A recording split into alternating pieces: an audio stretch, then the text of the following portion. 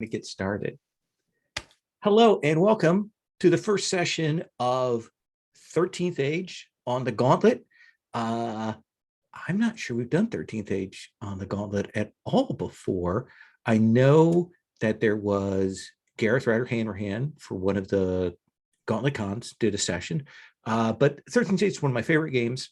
It is the trad sort of D20 style game that I like the most, that I've run a bunch of in a bunch of different campaigns. It's great. It's from Pelgrane Press. I have a nice rundown. It's a little outdated right now, but a rundown of all the stuff for 13th Age on the blog that I'll put a link to in the show notes. We are playing, so let me get, before we get going too far, if you're watching this, we are playing Shards of the Broken Sky, playing from that.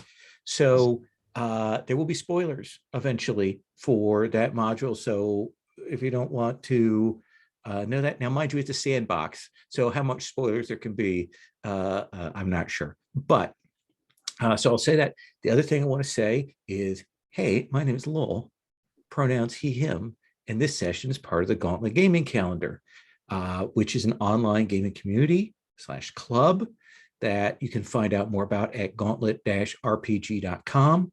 We do story games, we do OSR, we do things like this. I try some of the trad stuff, 2D20 and this kind of stuff. So we've got a lot of things that are on the calendar. You can check that out and find out about how to play with us. All of our games use safety tools. We are playing 13th Age. I'm going to walk through our cats, which is kind of a setup statement for the game. And then I'm going to check in with everybody about their characters. We're going to do a little check through. I want to talk a little bit about how I handle some of the rules in 13th Age, get that set, and then we'll kind of roll into getting the characters connected and into the story of this thing.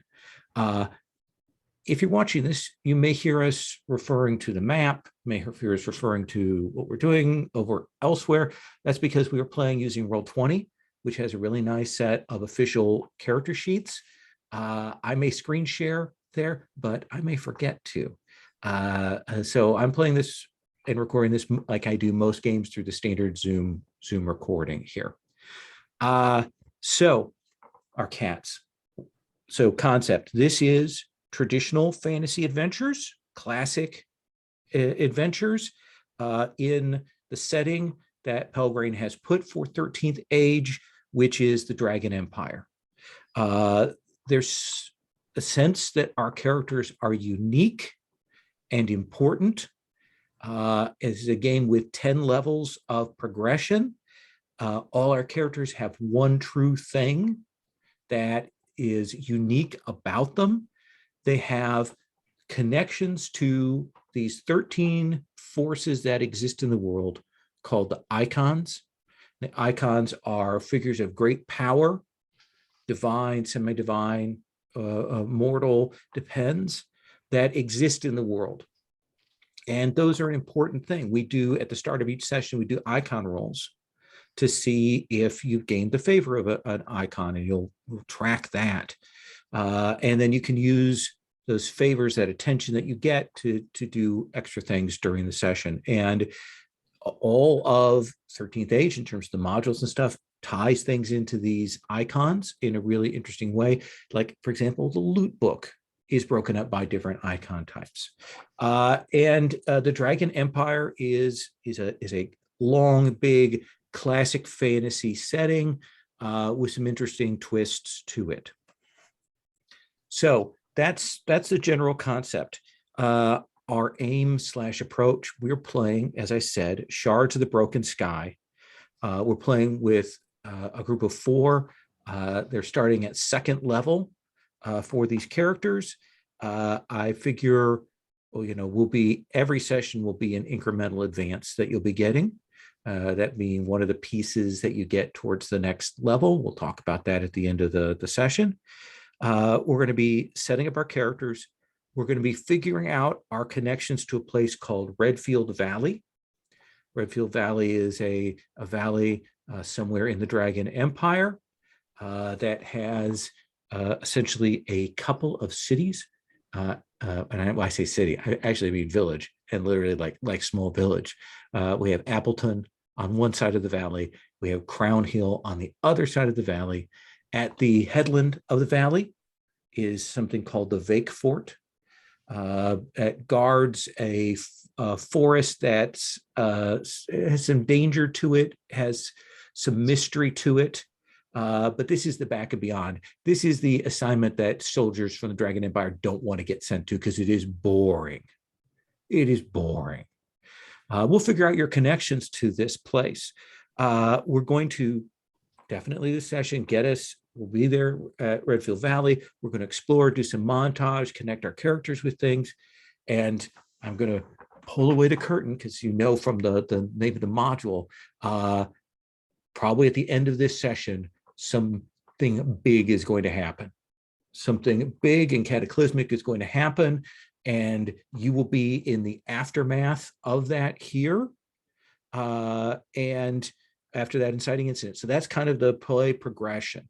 It is a kind of sandbox valley with some set pieces. And that's the general feel. In terms of tone, this is high adventure. This is D20. This is classic stuff. We have potent heroes, and I use capital H heroes. They may have some questionable connections. They may have a seedy past, but you are our heroes. You know each other, and my general expectation is people are going to be good. This is 4-color. This is not grimdark. There may be some grim things that happen, but generally we are playing real trad fantasy. So that's the tone that we are leaning into. Now, the other thing that we need to talk about here is safety. And we use a layered set of safety tools.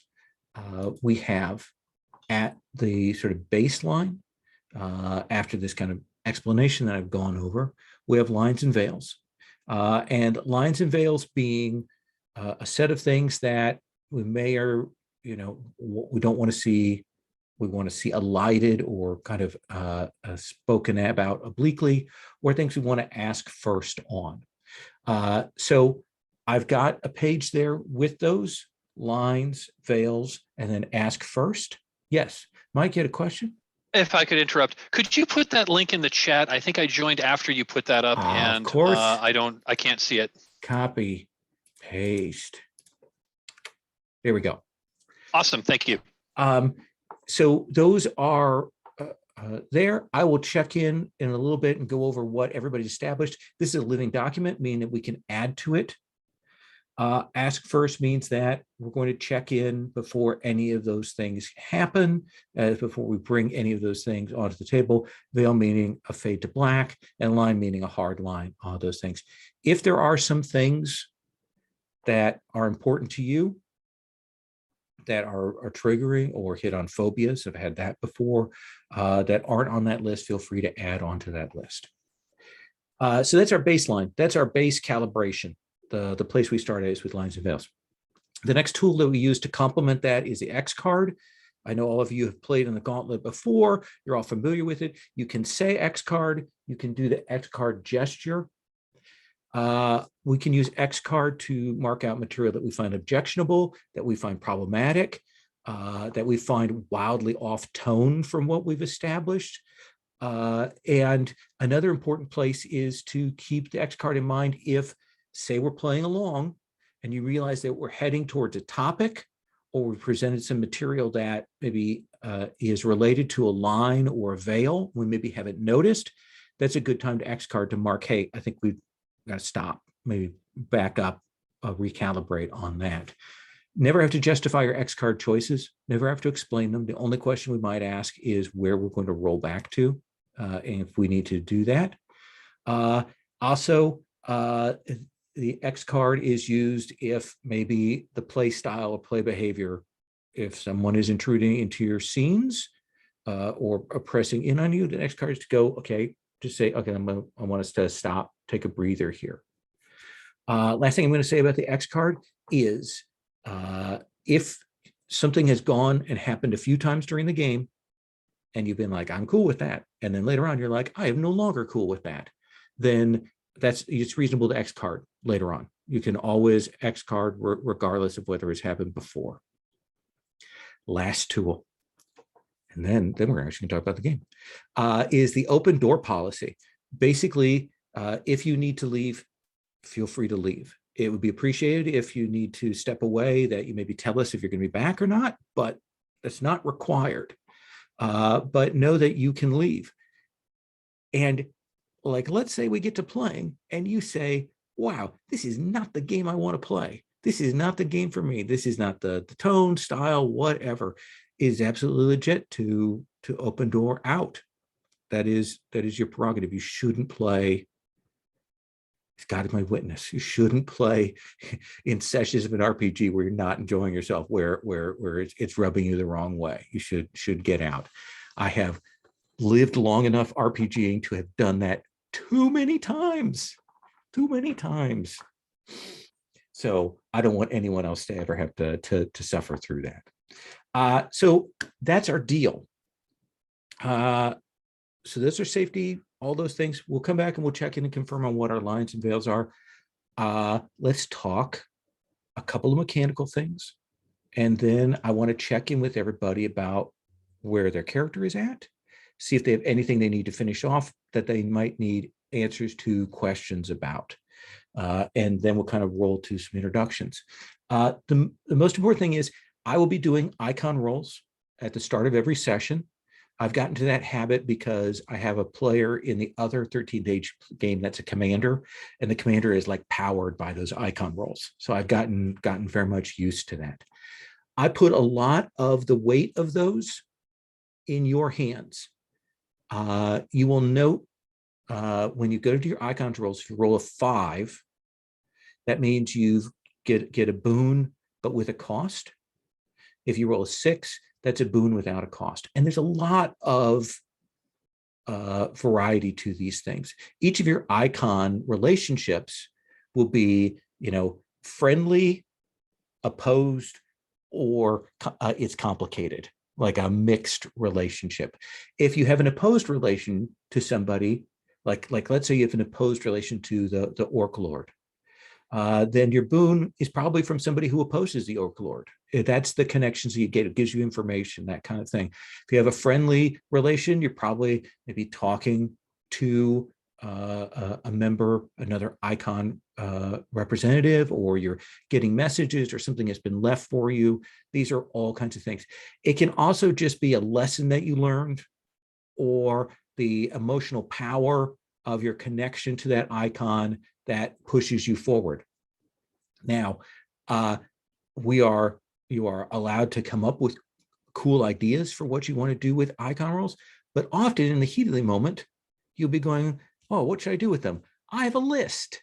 If you look there, there is an icon roll uses tab. This is a list of potential benefits. If you're like, oh, what can I do? Here's a big list.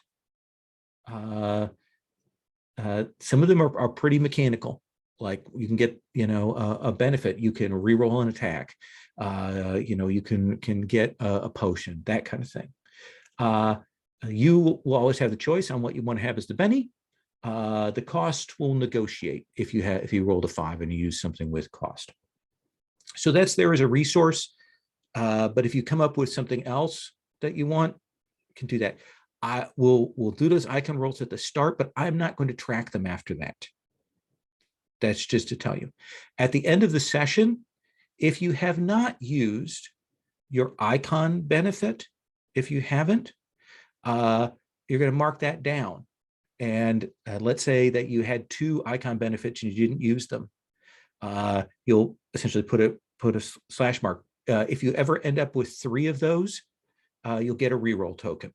So things that carry over as bennies that you don't use will not just go away. You'll get a little bit of a rollover on that. You're not going to lose your minutes. So there you go. That is the important thing I want to say about that. So let's stop in and check with everybody and see what questions we might have, details we might need to have. Darren, let me start with you. Where are you at? Do you have some questions about backgrounds or icons or other things? Yeah, I noticed on the character sheet, there are a couple of preset things like relationship with Orc Lord. Oh yeah, you can should be able to change those out and write over on those. Yeah. I didn't know if like the assassin background and the Orc Lord thing was like hardwiring from your campaign or sorry. No, that's a really good point. I didn't even notice that. They had those in there as like sample things, and I forgot to mention that those were in there. So yeah, so feel free to change those out, make those choices as you want on any of that stuff. Yeah, so I didn't get those two things done. Okay, yeah, no. And why don't you think about your icons? Backgrounds you can come up with on the fly. I'm good on that. There's no rush to make those determinations, though. And we'll ask and we'll talk about what your background is, sort of more in general, story wise, and that may spark some things. Any other questions on that? No, I'm used to doing stuff like backgrounds, sort of like with the other players. Sure. Just so we don't all have like you're not all orphans from a tragic fire. Okay. Yeah. We're not all traveling bummers and have +5 in that. Okay. Excellent. So let me check in with everybody else. And then I'm going to come back to you and maybe have you kind of give us a sense of the general sense of who your character is and check in. Let's then come to Stephen. Do you have any questions on where you're at, or are you all set? I have some questions. It's been a while since I built a crunchy character like this. And I noticed I built it and then I went back and I was like, oh, I did the AC wrong and I did the hit points wrong. And let me see if I can figure all this out. So I might be asking at some point, hey, is this math right? Does this look right? That kind of thing. I'm still figuring out some of the, I built a character to mitigate poor dice rolls. So in that case, I get, as a ranger, I get 2 attacks and then I have an animal companion that's a 3rd. So maybe I'll hit once, right? So. Okay. Yeah, I think that's certainly a double range attack. If first roll even makes second. Oh yeah. Okay. Yeah, that's a good pick there.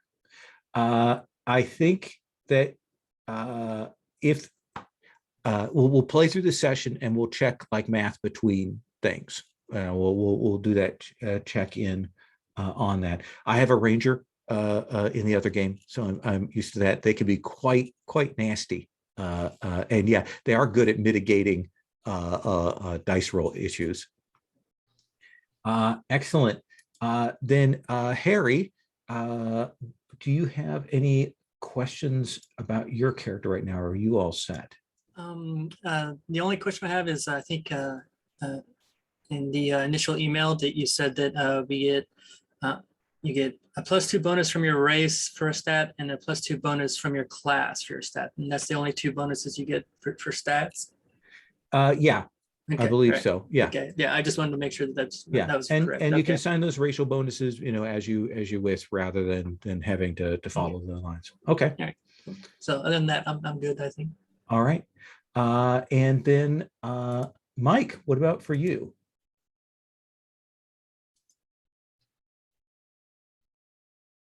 Oh, Mike lost audio. Oh, of course, you lose audio or cut out whenever there's a high point.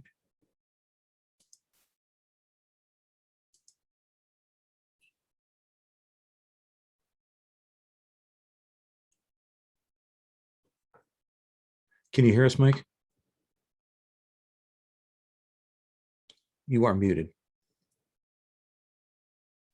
Yes, I can hear you now. Sorry, my the battery on my wireless headset died, so I had to plug it in. Any questions that you have for your character? I don't think so at the time. I think I got the math right. I know I play a lot on the Gauntlet and I do a lot of story games, but I do have I do have one foot firmly planted in the Pathfinder community. I So know. I do a fair amount of really crunchy stuff too, although it's not really my forte anymore, but a lot of my friends are still really into it, so I do still play with them. And I gotta say, I really enjoyed building a character. I've been interested in 13H for a long time. I've never played it before, and this is the first time I really sunk my teeth into it to actually build a character. And I really liked how it's very much a hybrid between like traditional stuff like D&D and Pathfinder and whatnot, but it has all these story game elements which look really cool. So Absolutely, yeah. so assuming I didn't get the math totally wrong, which is entirely possible, I don't think I have any questions as yet. Okay. Well, let's do this. Let's come around and have you give us the base pitch, the elevator pitch. Let's talk about what your character is, get that set, and figure out who they are. We're going to go in that same order I just did. So I'm going to come back to you, Darren. Darren, tell us who your character is. Okay. Also, I do kind of need an audit on this backstory and one unique thing to make sure it's setting campaign tone appropriate. Sure. So what I was thinking is, so Felnor is nominally a half elf, but he in reality he is essentially like Frankenstein's monster. He was put together by a wizard who wanted to use electrical magic instead of necromancy for reanimating people. Because sometimes undead are not the smartest, or they're kind of gross, etc. And yeah, he was essentially built to be this guy's bodyguard. And sort of the problem, similar to Frankenstein, was in his ego, this wizard didn't realize like this person has a will of their own. He was like, wow, my master is a horrible person. I'm not doing this. So he sort of staged a revolt with all of this guy's servants and burned his manor house to the ground and ran off to adventure. Interesting. It does suggest a natural, like, complicated or oppositional relationship might be with the Lich King. There, that's a good one. So how noticeable do you imagine this is? Is it hard to notice? Is it immediately apparent? Is it noticeable over time? How do you picture that? I think it's, like he keeps himself covered a lot because he's a patchwork person, and people can react to it with fear, disgust, etc. So, he does, like, he's wearing a gorget and everything, so even his neck is covered. And is really tries to at least keep that a secret from just people he meets on the street, etc. And you've had how long do you think it's been since you were created, or been since you fled? I would say maybe he was created like 10 or 12 years ago. Okay, so it's been a while. It took about a year for him to just, decide that this was not for him. So do you have some memories of your past life? Are you a blank slate who wants to learn about that? Or something else? Like what is that your relationship to who you were, or what various of you were before?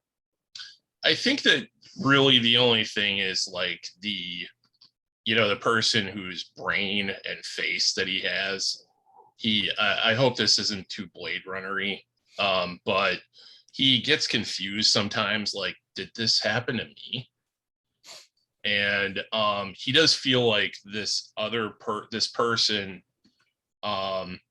was a good person, and that's part of why he is the way he is. Like, this person would have never willingly served this guy ever.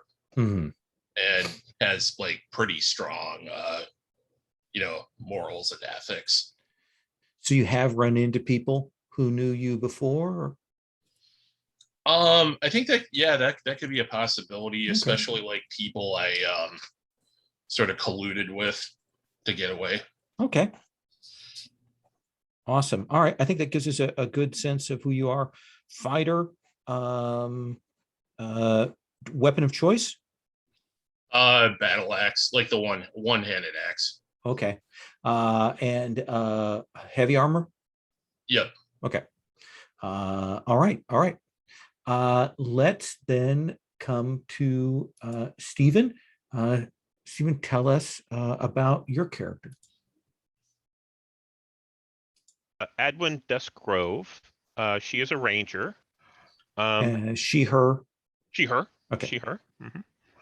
And she is a ranger. Adwin was a young child when her village was destroyed. Her one unique thing is she was chosen by the Great Forest to be raised by the awakened animals as one of their own. Ooh. I don't know what forest. I don't know what animals, and I don't know what destroyed the village. We can play to find that out. Okay. Let's see. She has an animal companion, which is a wolf, and weapon of choice is bow. Do you imagine that this animal companion that you have is one of these awakened animals?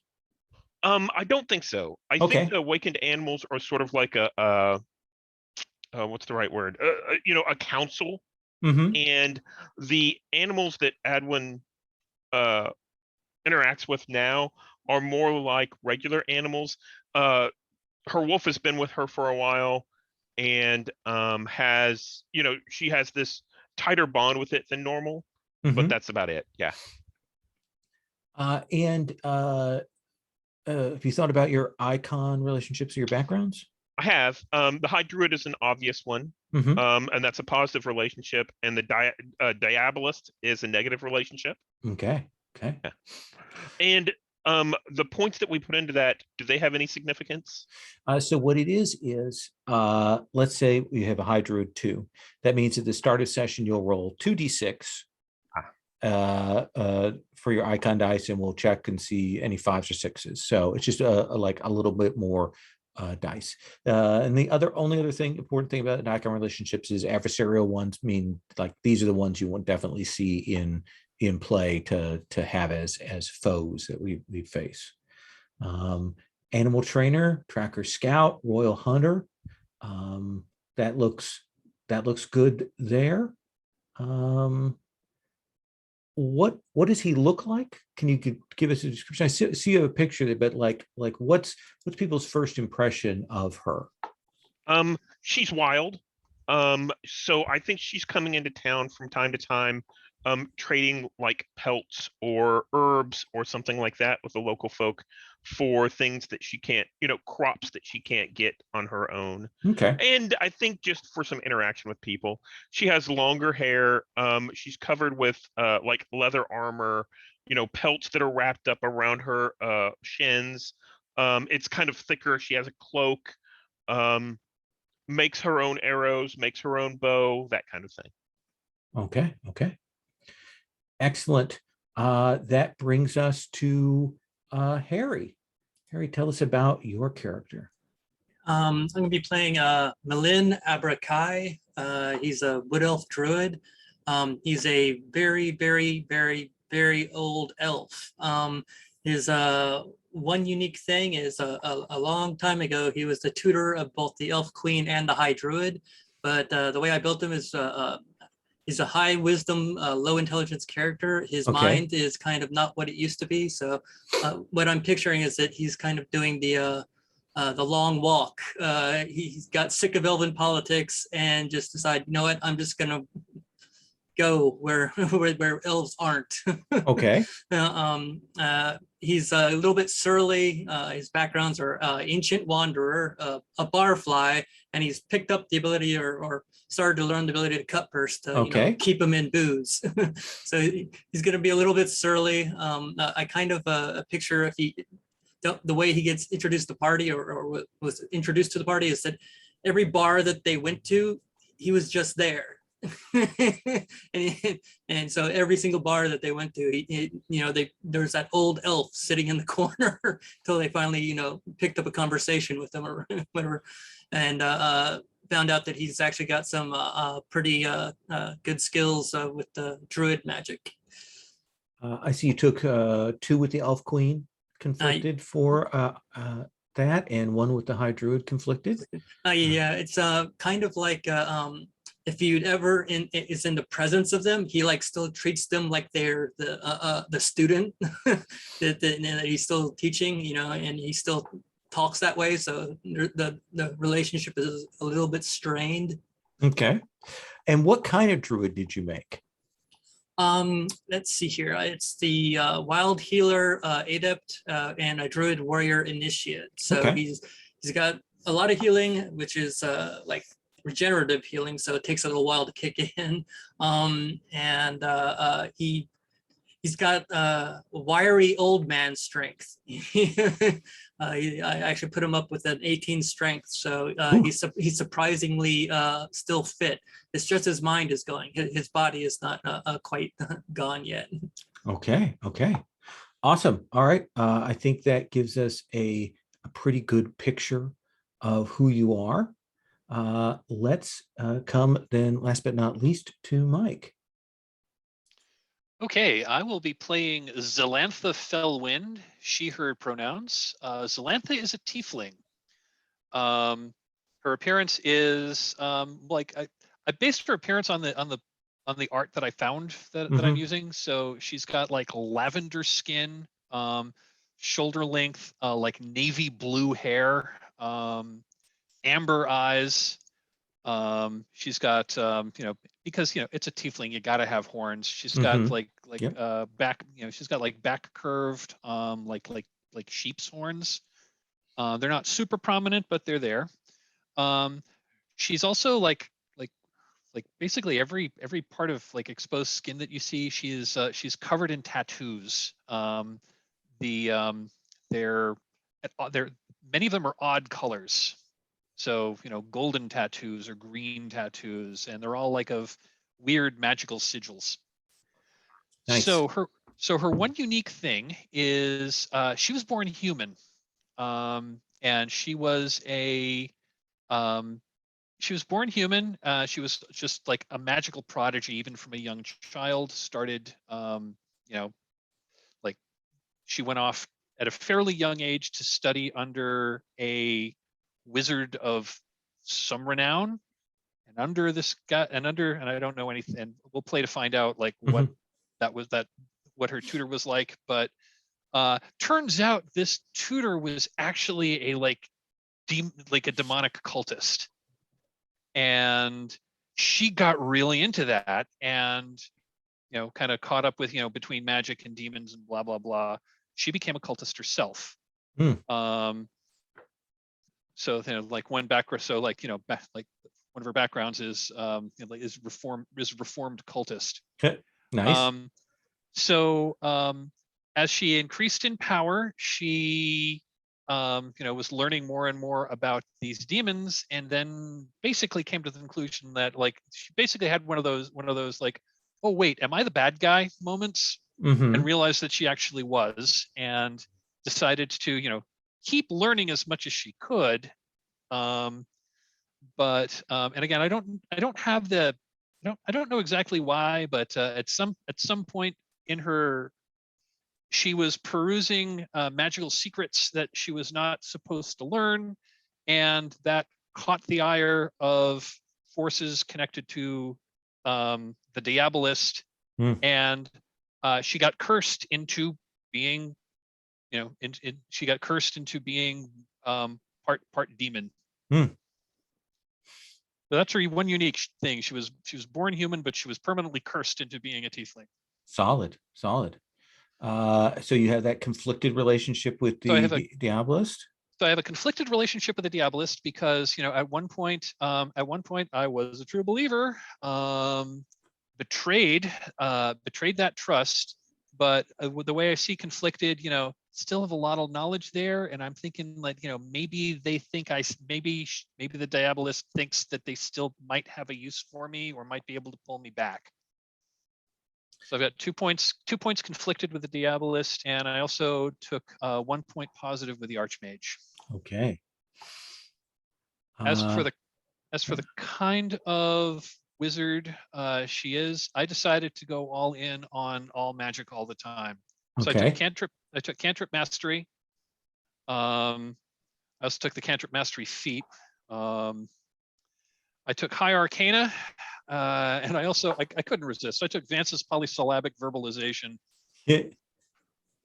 which allows me to cast a slightly longer, like highfalutin named versions of the spells I know, and they'll have they take a little longer to cast, but they have a slightly increased effect. And you have to give us a cool name for them when you say them too. So the first one that I actually came up with one, and that is a Lucifer's covetous interrogation, which is 100% based on, like Lucifer, like the Lucifer TV show / comic book. And it's Nice. charm person. But the cool thing about it is I can ask them, and assuming they blow their saving throw or however that works, I can ask them, what is it you desire? And they must answer me truthfully. Awesome. I like that. I like that a lot. So that gives it a good sense. So we're going to figure out 2 things now about our characters. One is I'm going to go around and we're going to establish a relationship connection with essentially the next character in line. We're going to how you know each other. And then we're going to ask why you what are going to Redfield Valley. And there may be a larger picture, but we're going to establish that everybody here has some reason to be going there. And let me quickly give some examples that the book gives for reasons why you might be going to Redfield Valley here. They suggest that you're home. Your connection, some familial connection to a family there. You inherited land there. At some point, you fled the valley because you found something unnatural in the Vake Vale, in the weird woods up there. You were accused of a crime here and fled, and now you want to prove your innocence. You won a deed to a house here in a gambling thing. A friend of yours is from here and died, and you coming to pay respects, or you're coming to bring back some item of them. You've heard tales of lost treasure here. Maybe you once served at the fort.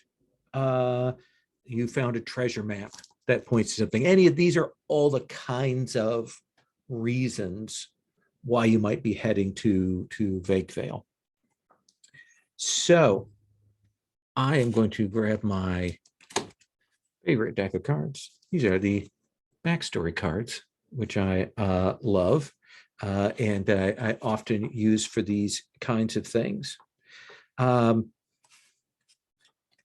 So let's start with Felnor, and this is going to be about your connection, how you know Adwin, something that we're going to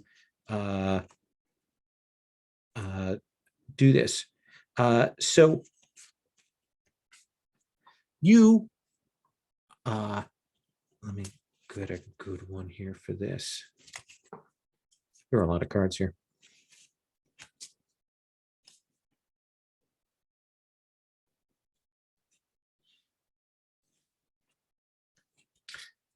So we're going to go through real old classic Felnor. When you first encountered Adwin, you were trying to get away from something or someone, and Adwin, got in the way and helped you out with that. What do you think you were fleeing, and how do you think this ranger helped you out?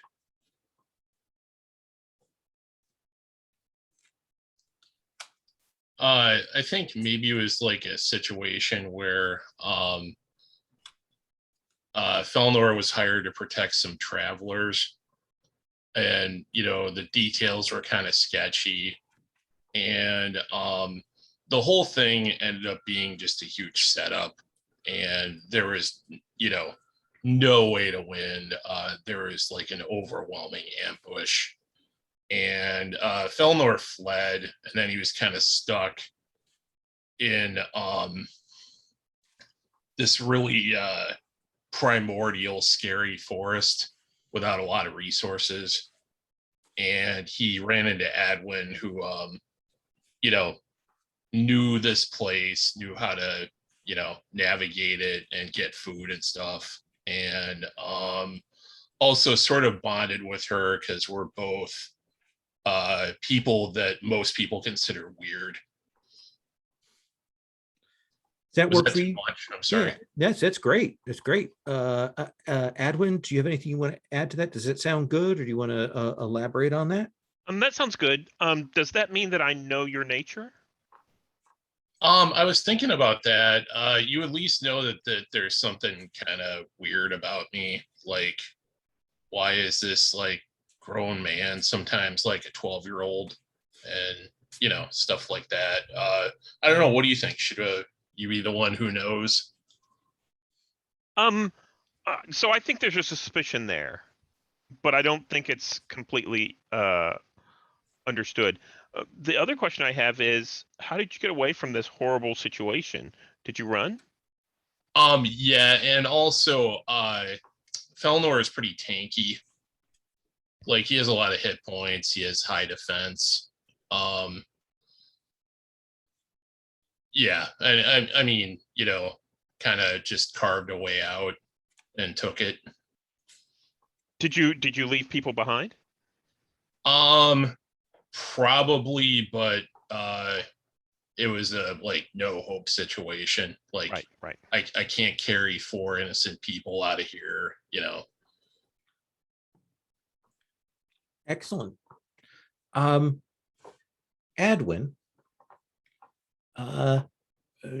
in your time going together, you have met and traveled with, as we established, Felnor. You've also met and traveled with Melin. Is that how I'm saying it, Harry? Melin. Melin.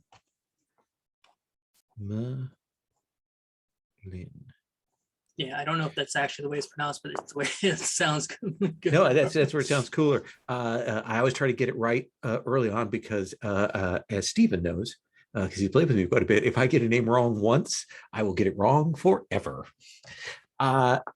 So, Adwin, when you met Melin,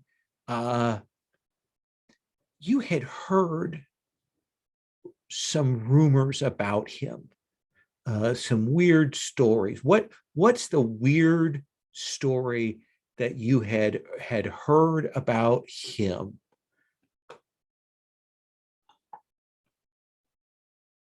He planted all of the trees in the forest here, and they recognize him as father. You like that, Harry? Oh yeah, that's pretty good. And what is there? I hate to use this pun, but is there a seed of truth in that? Maybe, but if he did, he's forgotten by now. Okay. Can I expound on that a little bit? Please. Yeah. I think whenever I first met Melin, he was actually, kind of trying to chase off some of the woodsmen that are out there chopping down the trees. And that's how I first heard about them. Heard about Melin was through the woodsman. He was like, you can't chop down my trees. I put them there. Yeah. Does that work? Oh yeah, that sounds great. But he's probably drunk while he was doing it. So. Yep. And doesn't remember it now. Yeah. Oh, sorry, I missed it. Is Malin, or I'm sorry, not Malin, is Adwin human? Wood elf. No, Edwin is human. Oh, Edwin's human. Edwin is human. Yeah. Oh, you're right. Why did I think wood elf? Okay. Thank you. That's a good question because already in my brain I'd already had that wrong. So good. Malin, when you met Zelantha, and again, your memories are hazy, but she strongly reminds you of someone significant from your past. Who is that, and how does that complicate your relationship with her? I'm gonna say just probably around the eyes. That I think that she has the same eyes as the High Druid did when I taught her as a girl. So it complicates the relationship because I sometimes forget who she is and talk to her like she's the High Druid as like a schoolgirl. So I'll like do correction, stuff like that, something along those lines. I'll have to work on it. Are you okay with that, Zelantha? I love that. That's awesome. Great.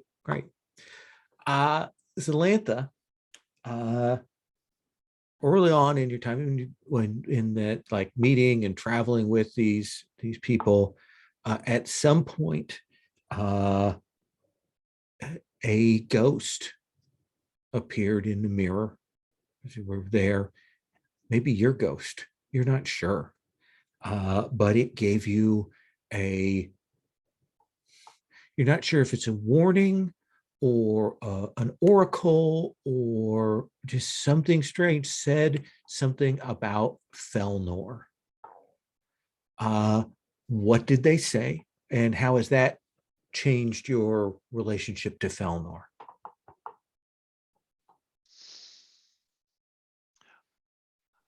I like the whole spirit appeared in a mirror. So I think I'll go with that. Especially because I consider that. Well, we'll get into it in role play, but she actually has a couple of mirrors that she carries around with her. Oh, I'll just say why. do you think it? She doesn't have a spell. She does. Oh, I'm sorry. Go on. Go on. I was just gonna. She carries a couple of like large-ish mirrors around with her, because she doesn't actually have a spell book. Those sigils that are like on her, that's her spell book. So Nice. the spells that are on her back, she needs to use two. She needs to use two mirrors to see the sigils there. And this ghost, do you know who the ghost was? Was it you? Was it your human form you? Was it something else? I like the idea of it was the human form. It was like myself in human form, which also makes sense because well, anyway, we'll get into that. Yeah, it was myself in human form who like appeared in, I looked in the mirror, and it was myself in human form that was looking back at me, but was not completely mirroring my images. And she warned me that, you are traveling with Felnor. Felnor is more than he appears to be. And then that was the message. And so I think just at that, she's been more curious than anything else, and has been, trying to engage Felnor in conversation to like glean more of his background, or like, wonder why does he wear that really high collar so that we can never see his, so that, like, why does he cover himself up so much? Maybe that warning was, maybe that bit of information was prescient in some manner. Okay. Does that work for you, Felnor? And what has been your reaction now that after you're traveling, Zelantha's been maybe perhaps of your compatriots, the one that's most sort of curious, maybe in your space?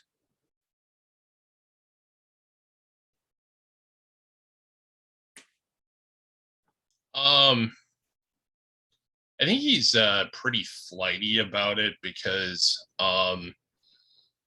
like Zelantha just kind of makes him uncomfortable to begin with, like with the like when she's like getting her mirrors out, he's like, oh God, you're taking clothes off. I gotta go over here.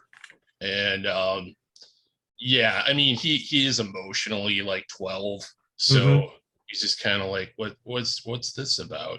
And what do you want to know? Awesome. I think that works.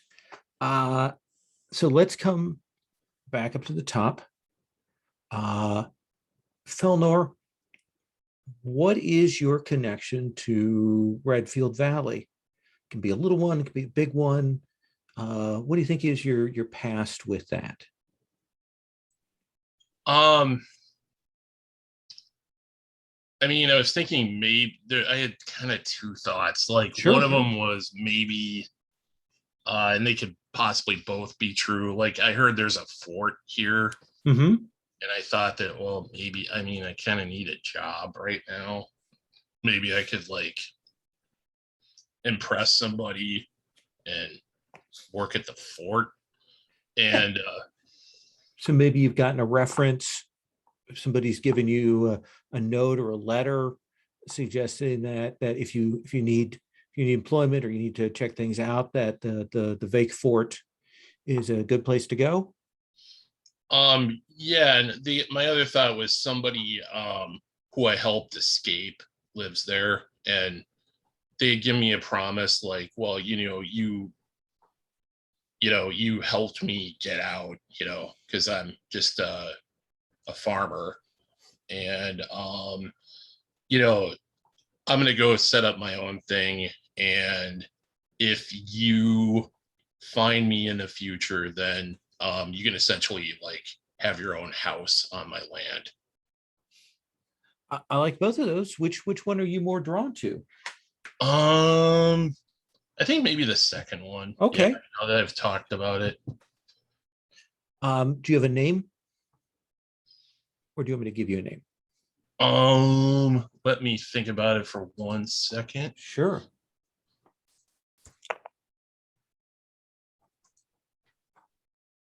Let's see.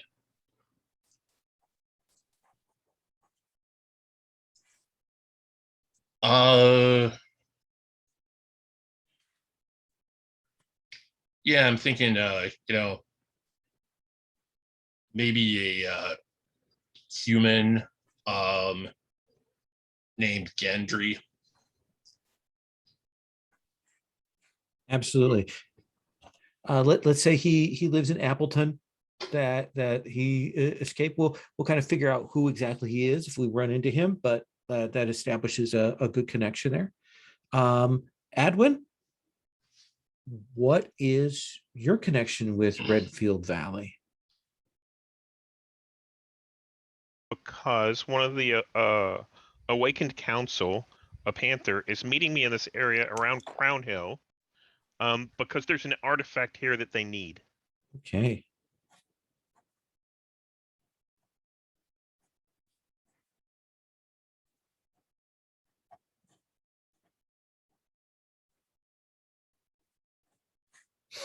You don't have the full information, but you've been passed. How do you imagine you get messages from the Awakened? I think I find them. They are written down on parchment, and I find them in the forest, and I know that they are from the Awakened because of where they're placed. They're like, sticking out from a little bit of bark that no one else could really put it into, or something like that. Okay.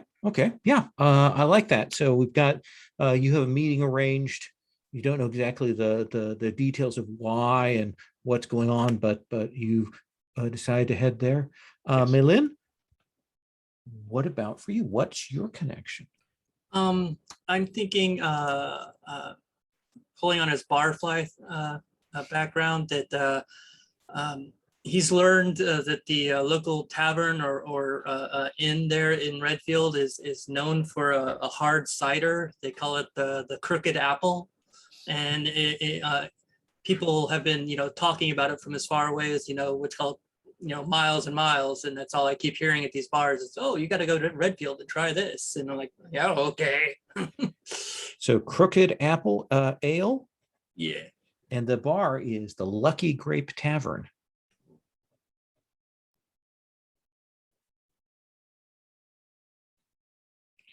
So when it looked like the group might be heading there, you were probably pretty excited to have that opportunity. And last but not least, Zelantha, what's your connection? I think it would be cool if Zelantha grew up in Crown Hill. Ooh. And left when she left to go study under this wizard when she was maybe 12. So it's been 12 or 15, it's been like 10 or 15 years since she's been back, and the reason she's back is she had gotten word that her father has passed away. I'm going to say her mother's still alive, but she hasn't really been in contact, especially because she went off on that demon thing for a while, and she doesn't really look like she used to. Although the other thing I want to say is about her features. Yeah. Her features are the same. Her face is the same. Okay. Her face is the same as like her features are the same as it was when she was human. It's just that now everything's now she's clearly demonic of some sort. But but I was thinking that one thing that she can do is she can appear human like she used to because of her spell idealized autogenous visualization, which is disguised self. But okay. when she uses it to make herself appear as herself but human, the duration is extended as if she cast it as a higher level spell. Nice. So she can use, even casting it as first level spell, she can make herself look as if like she did as if she was a human, not a tiefling, and it'll last an hour. Nice. So that gives us a good set of things to work from. We're going to take a break here. I always take 10 for my first break. So we're going to go till about 12 after. We'll take that break. When we come back, we're going to do those icon rolls, and we're going to get heading into Redfield Valley. All right.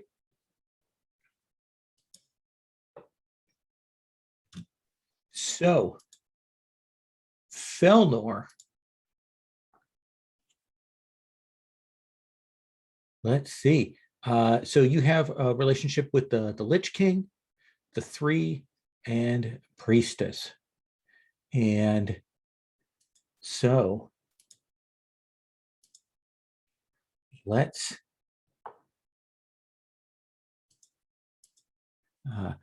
have you roll me a d6.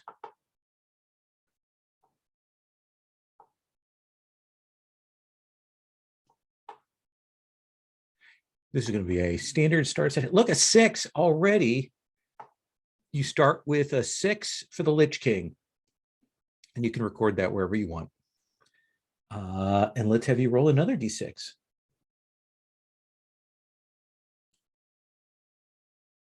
Two, and then another d6.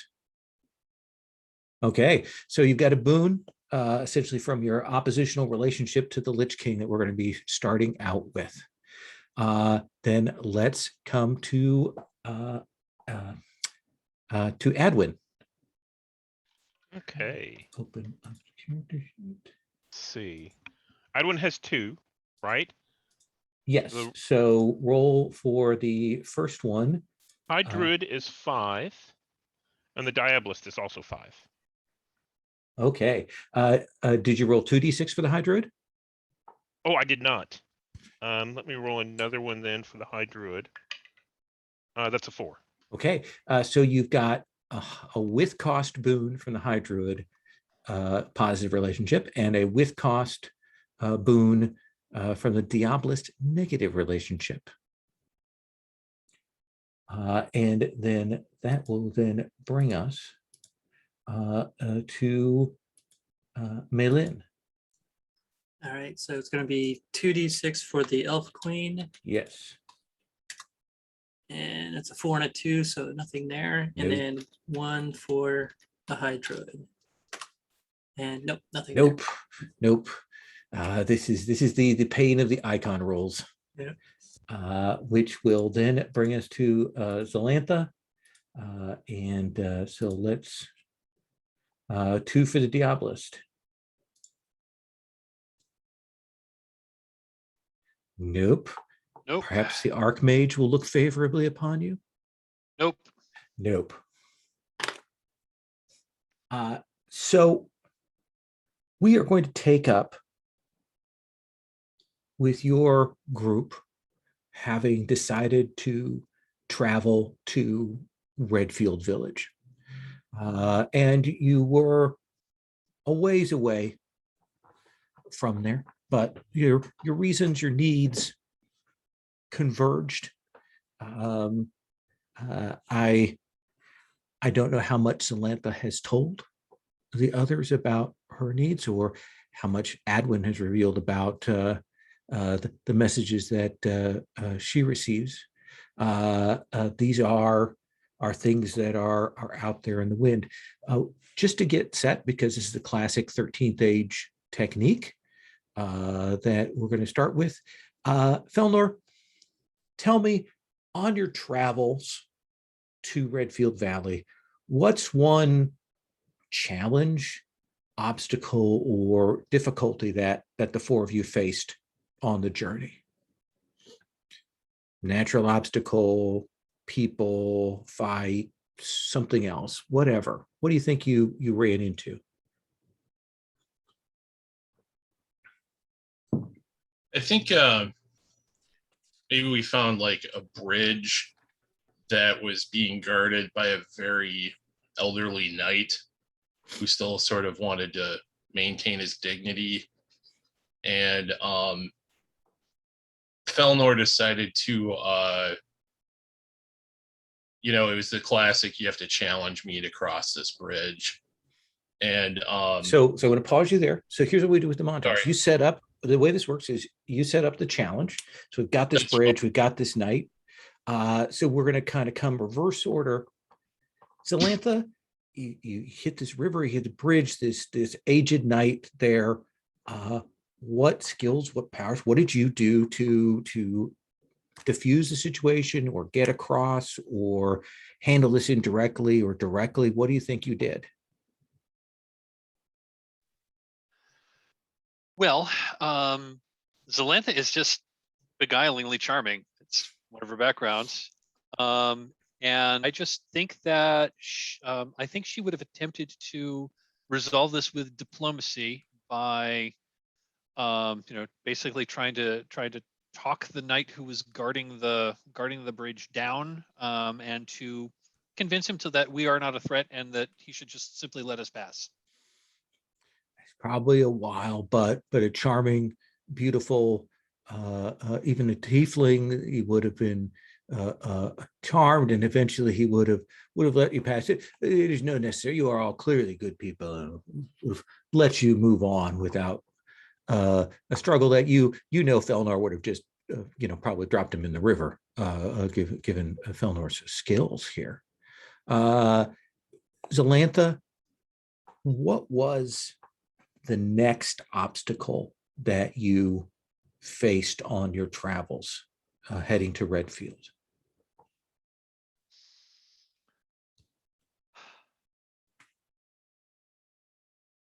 I'm going to say the next obstacle. I think the next obstacle that we faced is we're supposed to like cross a wide river at a ford. But there's been flooding, and the river is kind of a torrent right now, and it's like there's a number of people that are waiting on this side of the, that this side they've even made like a makeshift camp there, just waiting for the waters, like waiting for the waters to subside, because we can't get, you can't ford here. You'll get swept away down the rapids. Perfect. Maylin, how did you deal with the situation? Did you set up camp to rest? Did you find a path across? Did you take some other tactic? What'd you do? I'm thinking that maybe he took them up river just a little bit and found an old tree that was near the end of its life cycle, and he got everybody to cut it down in a way that it put up a partial dam to try and keep the floodwaters down, something along those lines. It gave you essentially enough room for you all to ford miraculously before the old tree gave way. Excellent. What was the next challenge? You guys, you draw closer to Redfield. Mud, probably we established as flooding, so kind of a wet aftermath of storms, soggy ground. What was the next challenge that you faced? Maybe we ran into some other travelers that whose wagon was stuck in the mud, and it might be like more than one wagon. It could have been like a wagon train, so it was quite a few of them. Yeah, a wagon train, and of course, when you get those kinds of animals, you get that kind of panicky when things all get stuck and jammed up, and it's a rough spot. Adwin, how did you deal with this complication, this challenge, this problem? Materials from the forest, like fallen leaves and twigs, and added that to the mud that the wagons were stuck in. And in the meantime, calmed down the burdened animals so that they rested while we kind of let some of that material soak up some of the liquid, and then got everyone started, and we all made a great effort to get them out with the more solid mud, and the animals giving a big heave-ho. Nice. Kind of a smart, calculated approach to this, coordinating everyone and getting them in. And the people who perhaps looked at you as kind of a little bit of a wild woman there, and yet you managed to kind of give them direction and lead them on, and others putting their shoulders into it and getting them out of there. So we draw closer to Redfield. We're not that far away from the valley. What's the last challenge, Adwin, that you and your companions faced on this journey? I think as we were traveling closer and closer, we're getting more and more close to civilization, and there's basically a pass where we're funneled into one area with high cliffs, and that's when the bandits came and attacked. So that kind of narrow kind of choke point as you're about to head in, the threat of the bandits there. Felnor, how did you deal with this situation? How do you put your skills to use to diffuse or deal with this problem?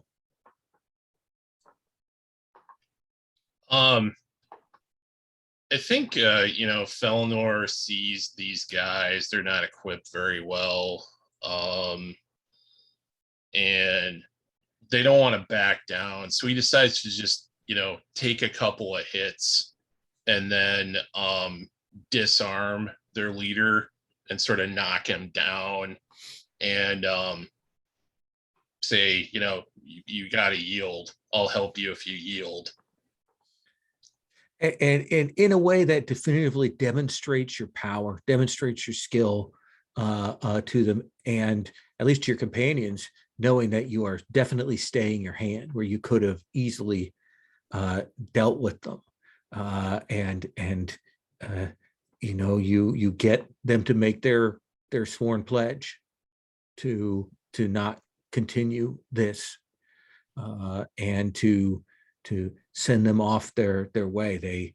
They you're an imposing figure.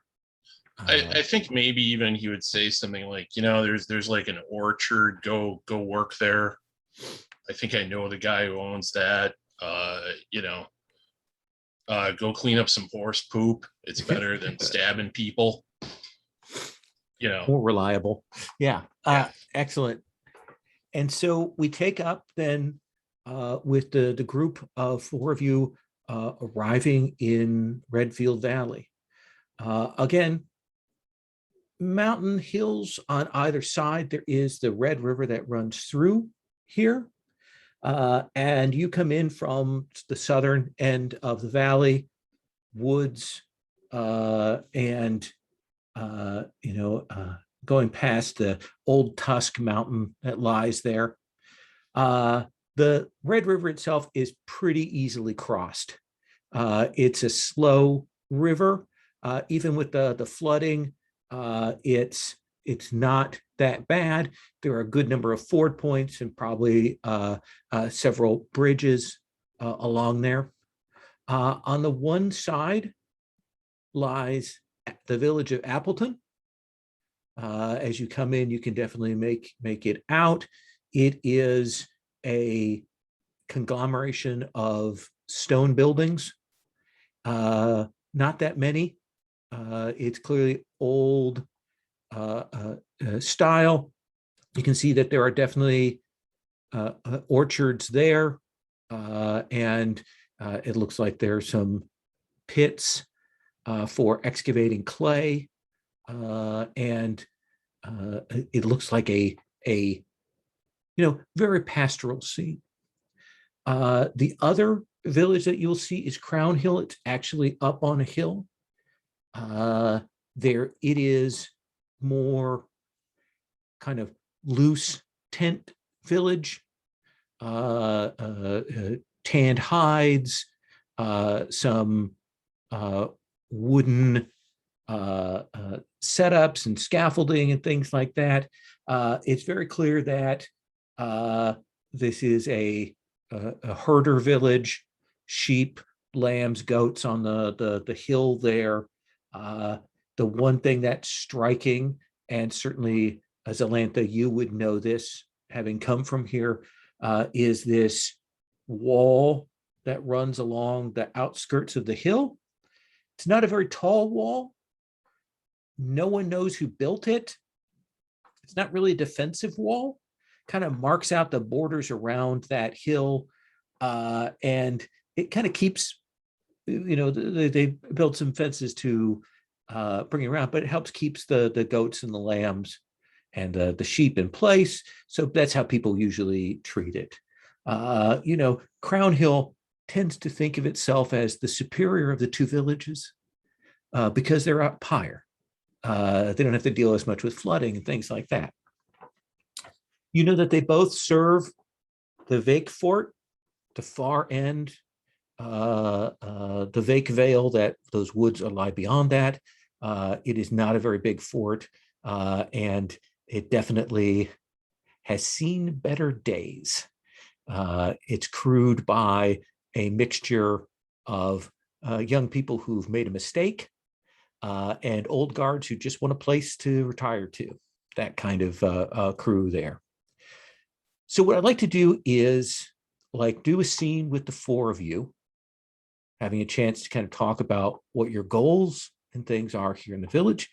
And then I'd like to do a once around of seeing each of you, what do you do here? What kind of scene do we see before we kind of put an issue, a local problem in play that you might have to deal with.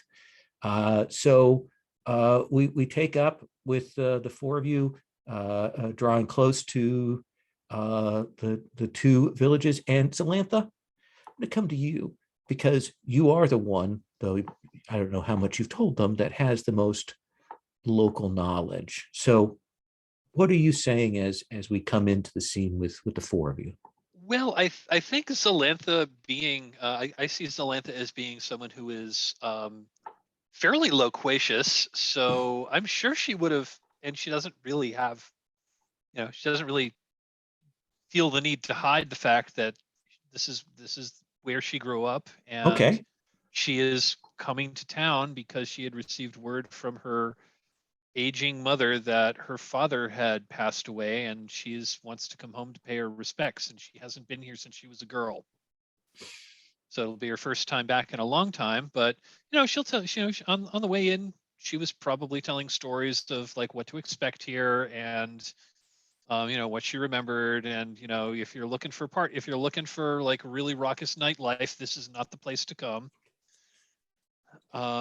It's a very Let me ask pastoral. you. It's Yeah, let me ask you a question before I get like somebody's reaction. Do the others know that you used to be different in appearance than you are now? I don't think I would have mentioned that. Okay. So Because sometimes sometimes Zelantha kind of like forgets that she doesn't look like it, that like forgets what her appearance is. So I'll open it up to see who reacts or tells the others of uh, uh, their task or goals here. Reacts to Zelantha's long-winded, perhaps, tales of a pastoral valley here. Felnor, what's your reaction?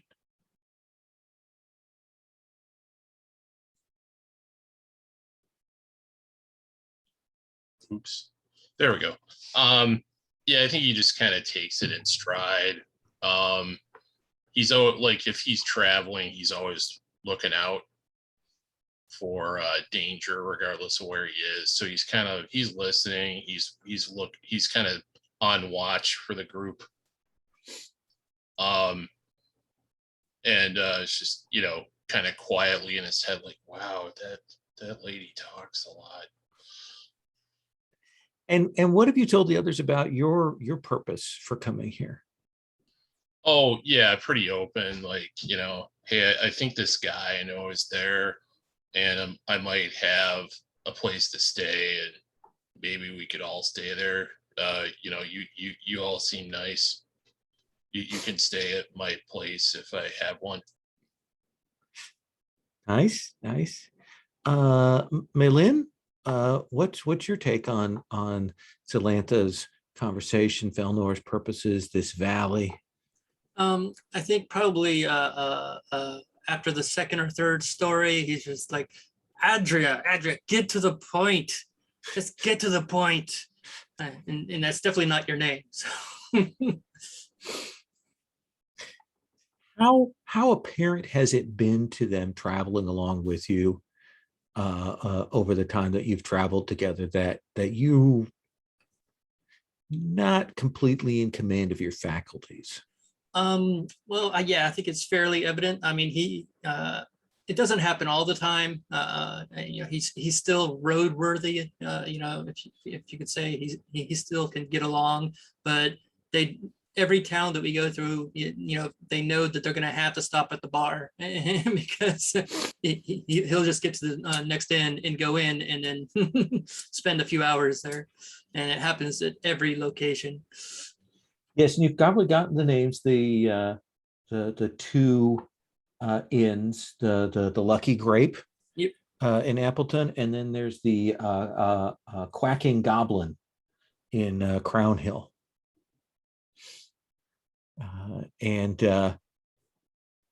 So Adwin, what's your take on this? What do you say to the group about I assume you haven't told them your purpose.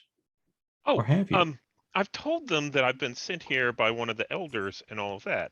I haven't been very forthcoming that elder isn't normal, and I think all of these people are abnormal. Like something's Felnor's, and in reality, Adwin's the one who's really weird. She's more animal than person, but like, Felnor is like a child in a man's body, and Melwyn is like only has half of a mind, and Zelantha is obviously from some other plane. There's some magical things up with her. So, Adwin is sort of like, standoffish, but does exactly say, hey, I'm going to this area. I need to go near Crown Hill. There's something there I need to retrieve. One of the elders sent me here. That kind of thing.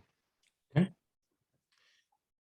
Let's kind of got the footwork of the four of you. Let's do once around. A scene of what you're doing, who you're talking to in town, kind of get things set. So, Felnor, I assume you're heading to see Gendry. And so you'd head to Appleton, walking through those orchards. You can see they also have herding here. The valley floor is really good for it, so they have their flocks of sheep there on that side. Again, old stone buildings that clearly, you guess, have been repurposed over the years. Some other constructions have gone on to expand, but clearly a small village. And you would arrive at the place that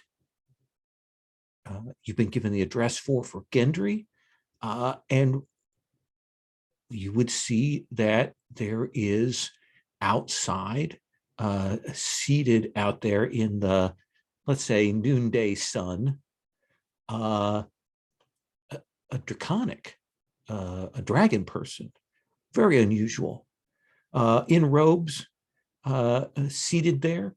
You can see he seems to be cleaning some kind of instrument, and he looks up as you come, and he's clearly seated outside of what you are certain is Gendry's house. What do you do? Yeah, I think Felnor would just walk up to him and oh, hi, is Gendry here? Ah, you're a friend of Gendry's. Yes. And What's your name? I am, he stands up. How tall are you? About 6 feet tall. Okay, so he's a little bit taller than you are. It's hard to tell how big he is under the robes. So he says, I am Res Lorcus. I am a traveler, and Gendry has let me a room. I think he's around back washing up. Who are you? Oh, my name is Felnor. He'll recognize me. Ah, well, if you walk around the side, you will find Gendry back there. Be careful. The gate sticks. Oh, okay. I can probably deal with that. Okay, thank you. I like your scales. Thank you. I'm gonna go back.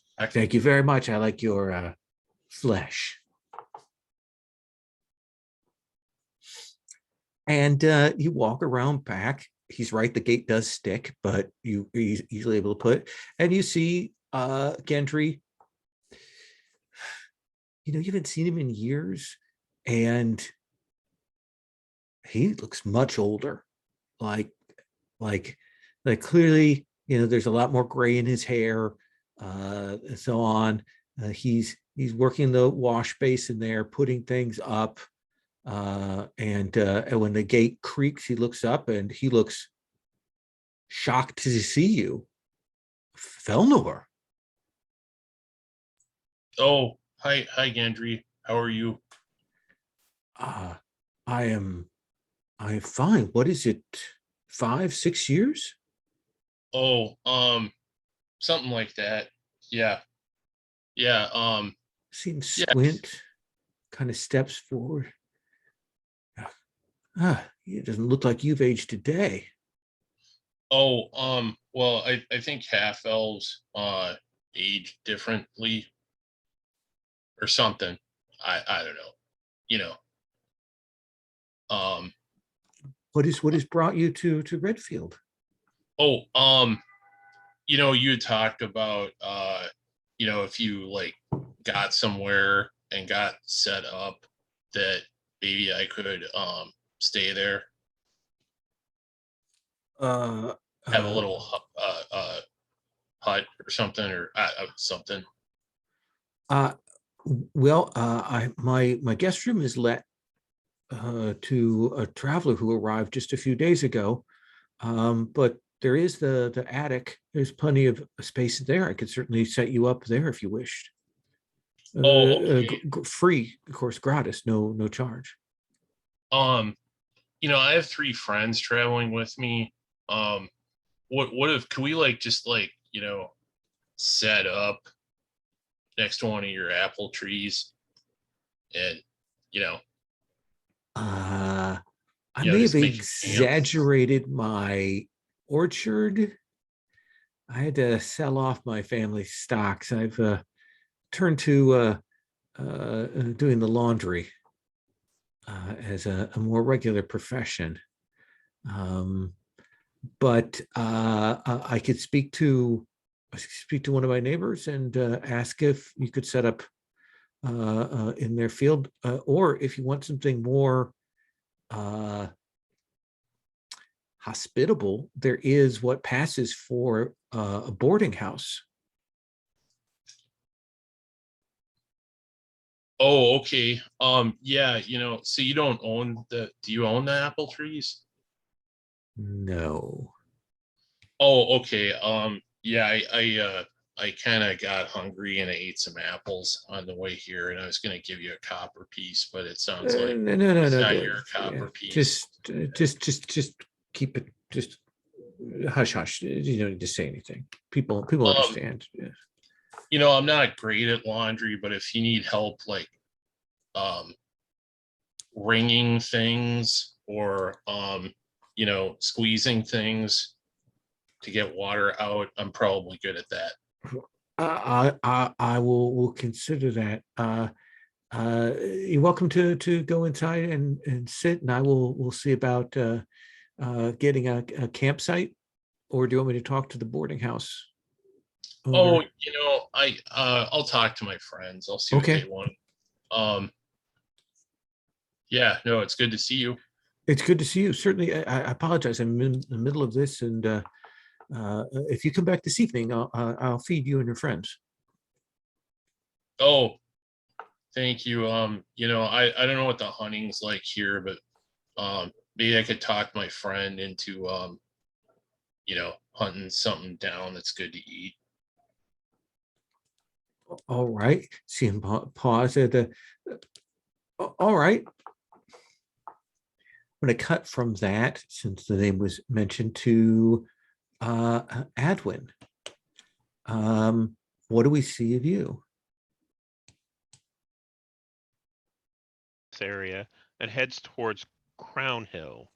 I think as she gets close, there's that broken down wall that's there, Uh-huh. and there's, kind of some trees that have grown up against it, and it's, definitely in situations of disrepair. It's kind of gotten older, and she kind of starts stalking around there looking for her contact. And I think you'll walk along it. It's a weird wall. Like, it kind of doesn't make a lot of sense how it's laid out. And certainly that will strike you. And I think you'll find yourself close to where there are some stands of trees there. And as you walk there, your companion, like their hackles go up a little bit. And you will look up, and it's not exactly a panther in a tree. It's more the idea of a panther. It is a form of figure that has that shape, and it will say, "My child." And I think Adwin assumes like a position of respect and pulls from her pack some game that she has recently found and sets it in front of her so that the two of them can share a bit while they speak. And it kind of flows down the tree over to where it's at, and the offering is split, and it consumes, and it says, "This is a strange place."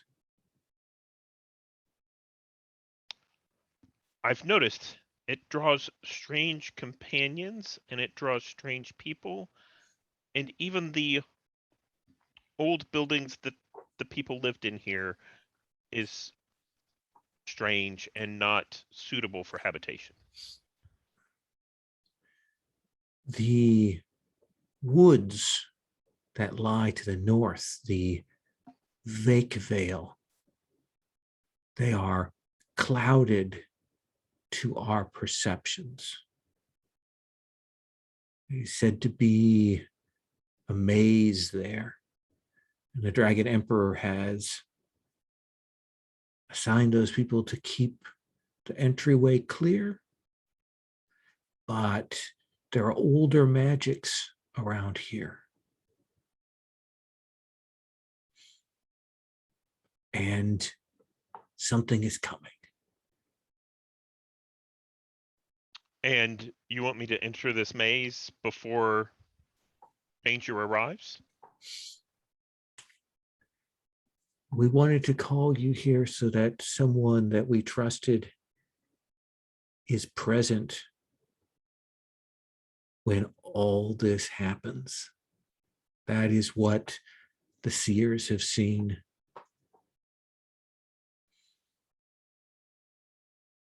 So you are to be our eyes and ears. I will watch for you. Be cautious.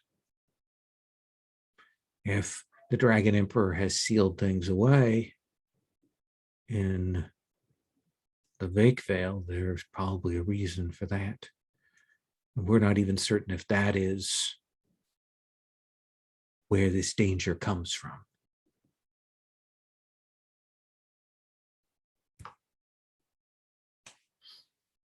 I must walk the shadows home.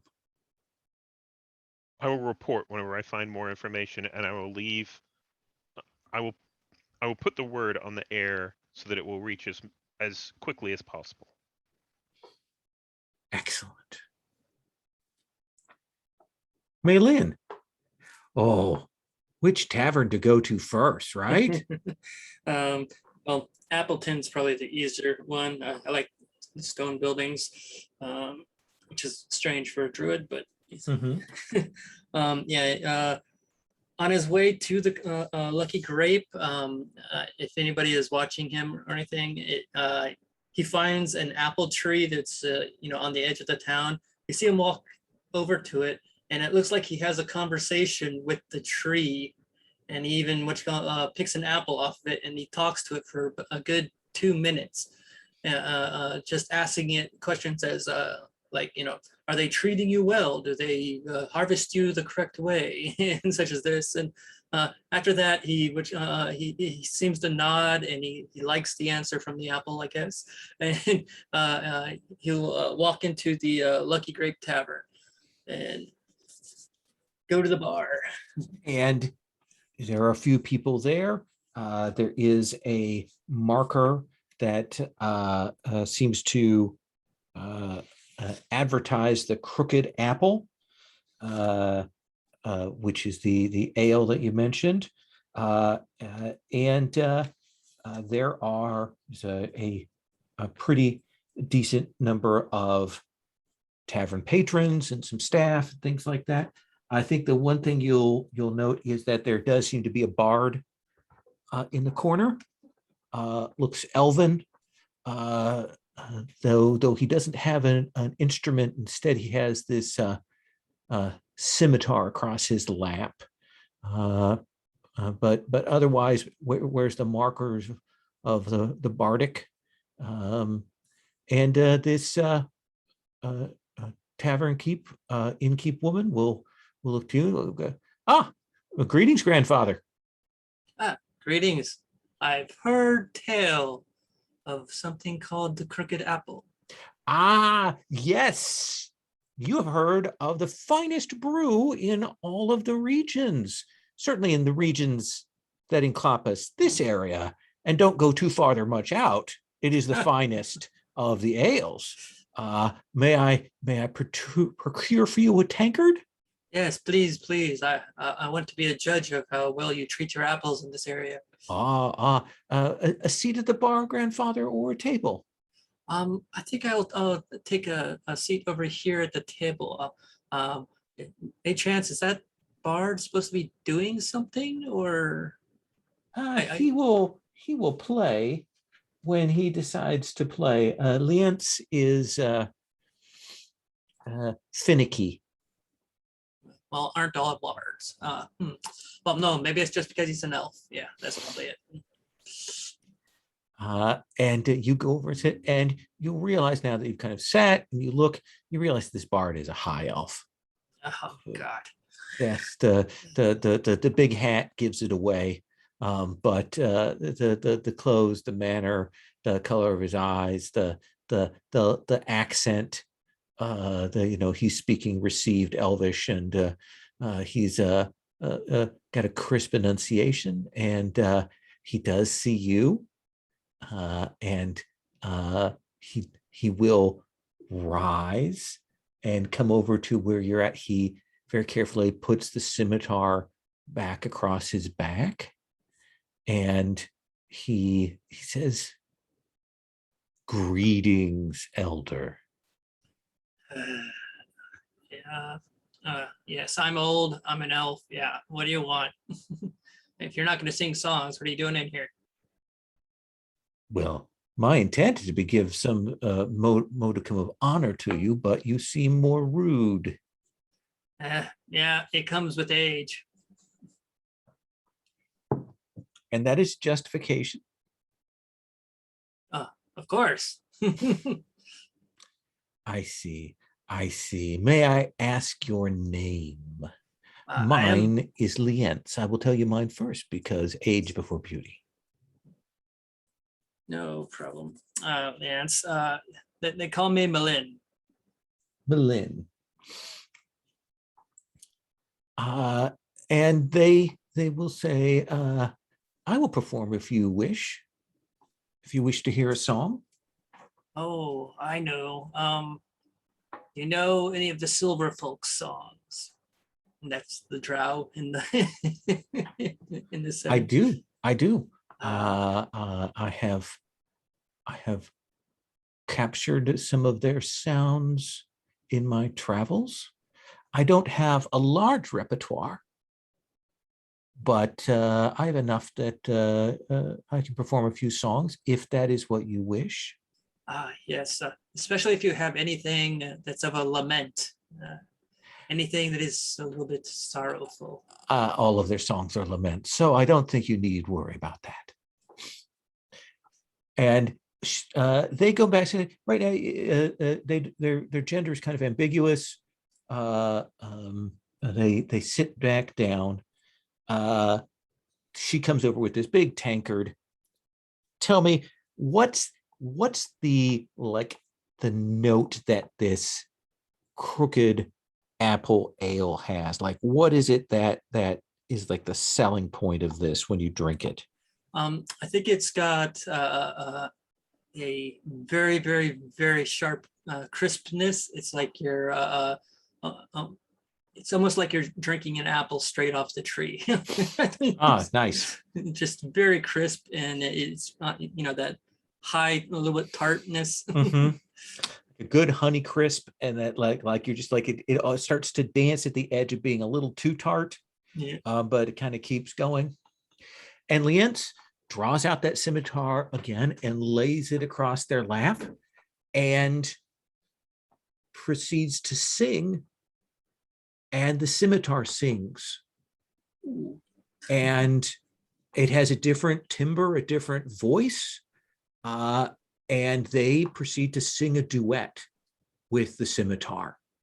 and they will perform that. So they kind of like run their hand along the scimitar as they do it. You can tell it's not playing it, but like some kind of connection, and it's old music. You can tell that, and it is striking. And they finish up and they say, "Is that sad enough for you?" The whole time during the song, Malin's eyes were closed and he's just kind of swaying back and forth with the beat. And he kind of takes just a huge breath and just lets it out. And it's like all the tension that's is just released. And it's like, yeah, that's exactly what I was looking for. Thank you. Such a wonderful blade. Perchance is it for sale? They look at you. No, it is not.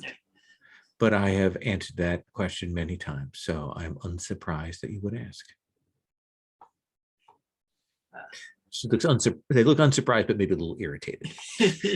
Oh, that's kind of Malin's thing. He gets under people's skin. I'm going to cut away from you to Zelantha. Zelantha, where is your family's house? So, my family's house, at least assuming it is still there. It was in Crown Hill. It was, I think you established that Crown Hill is a mix of like basically like semi-permanent tents and wooden structures. So Yeah. It's like yurts plus cabins and that sort of thing. Yeah. I want to say my family might have been, I think they might have been leather workers. So I think they probably would have had a more permanent. They probably would have had a more permanent structure. So they have maybe a little they had bit house. down lower on the slope because the smell that the tannery gives. I didn't necessarily think they were tanners, but any kind of leather working in this era will be. Yeah, that's true. Have that odor, but you can see. I mean, it's the house and the shop. It looks shoddier and more worn and more decrepit than you remember.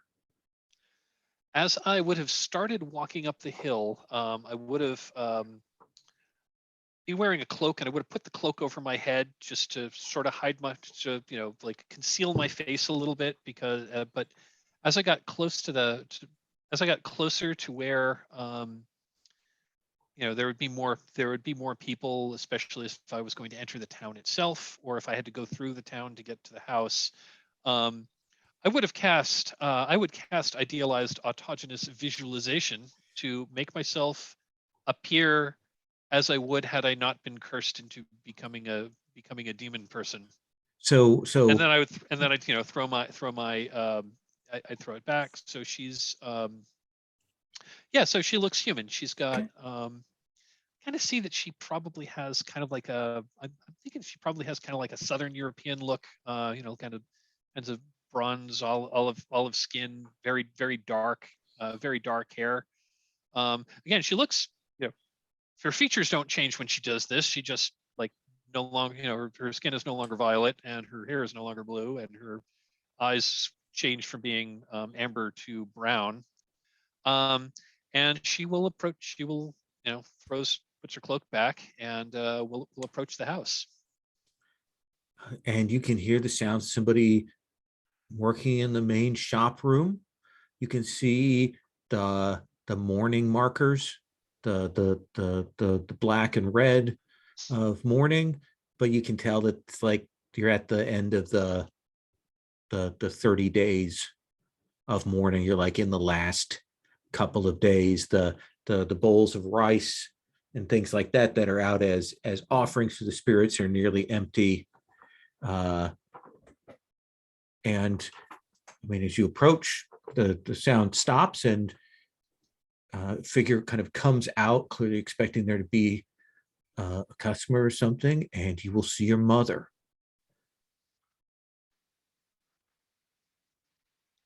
Zelantha smiles and says, "Hello, Mother. It has been a very long time. I got your letter." I'm so sorry to hear of father's passing.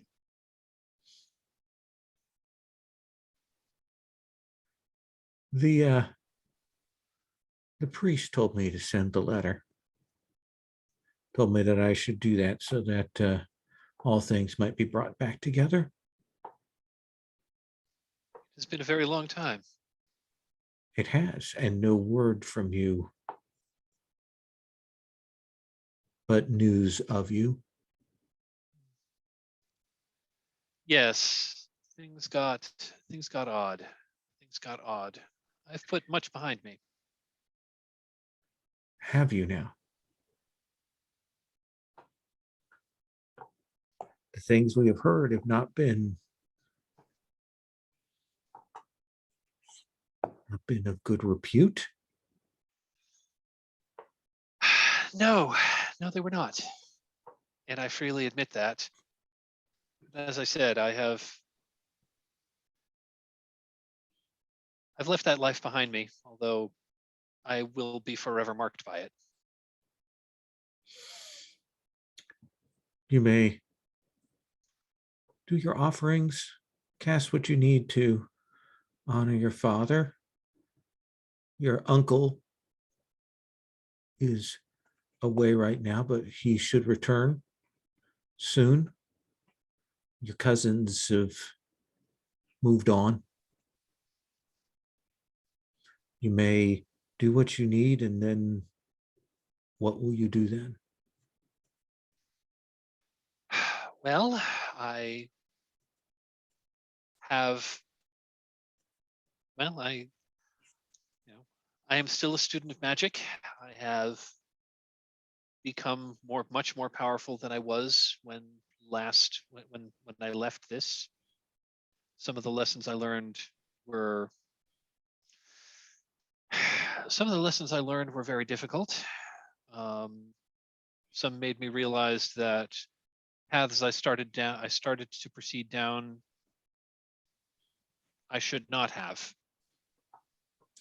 Let me ask you this, Zelantha. Let me go a little meta here. What's the impression you want to give? Like what is the face that you want to present to your mother? What message, what reaction do you want from her? I think what Zelantha wants to give her mother is that she's doing okay, that she's more or less happy, and that she, and that things are actually going okay for Zelantha. Is kind of the, she's not where she wants to be yet, but she's going in the right direction. Let's have you make a charisma roll. Ooh, so you'll roll your okay. charisma d20. So it's your charisma bonus plus your level plus a d20. Okay, so it's going to be. I don't know what level of automation this character sheet has, so I'm just going to roll it. Plus my level is 2, plus my charisma mod is 2, so that would be a 13. So you can tell she's listening to what you have to say, but at the back of her mind, she's heard stories about you. And you don't say, I'm going to be staying or anything like that. And maybe the thing that bothers you the most is that seems to come as a relief to her.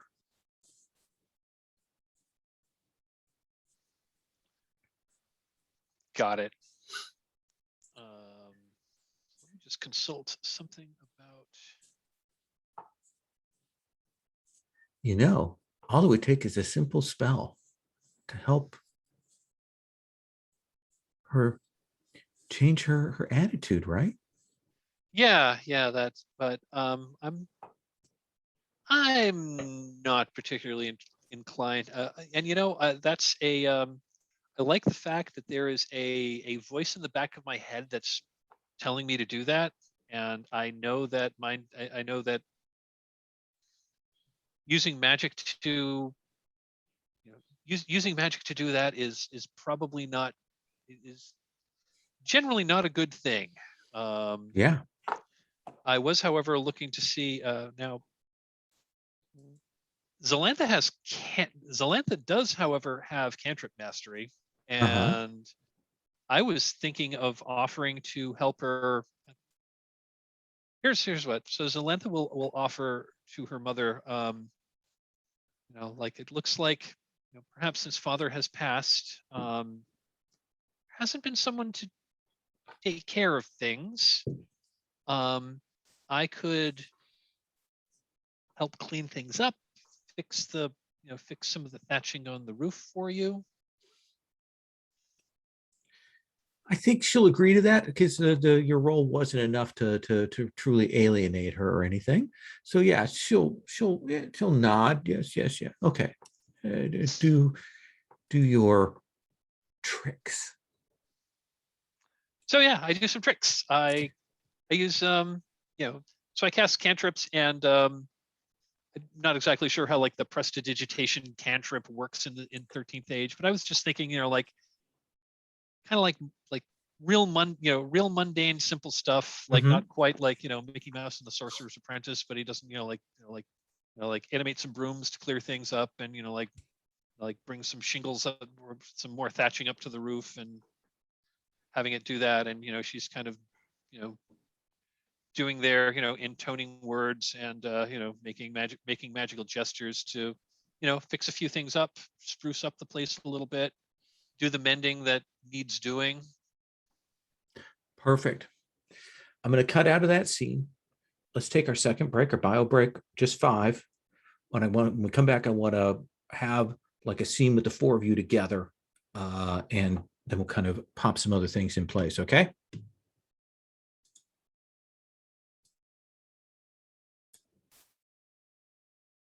So I'd like to frame a scene, and I think it makes sense to have it at the Lucky Grape, but maybe since that was a landmark that Mei Lin was definitely going to, maybe that the 4 of you agreed to meet up to talk, share info, and decide on your next course there a little while later.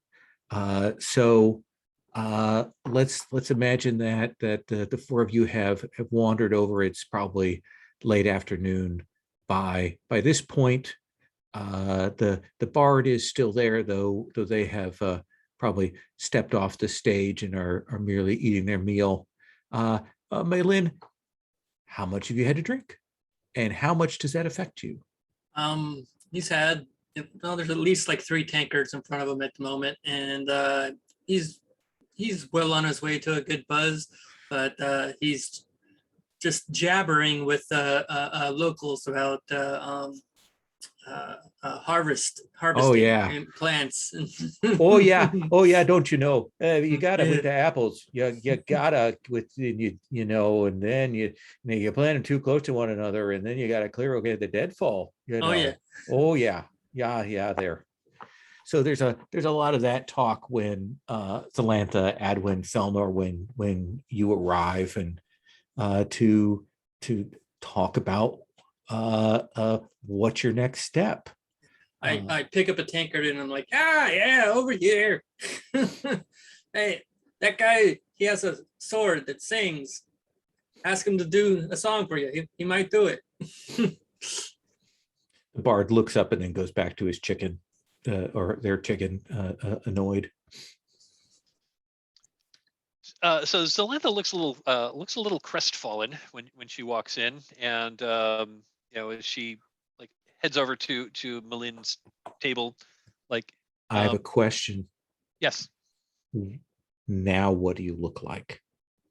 Oh, when I walk into here, it's probably been long enough that the spell would have had to gone. And you know what?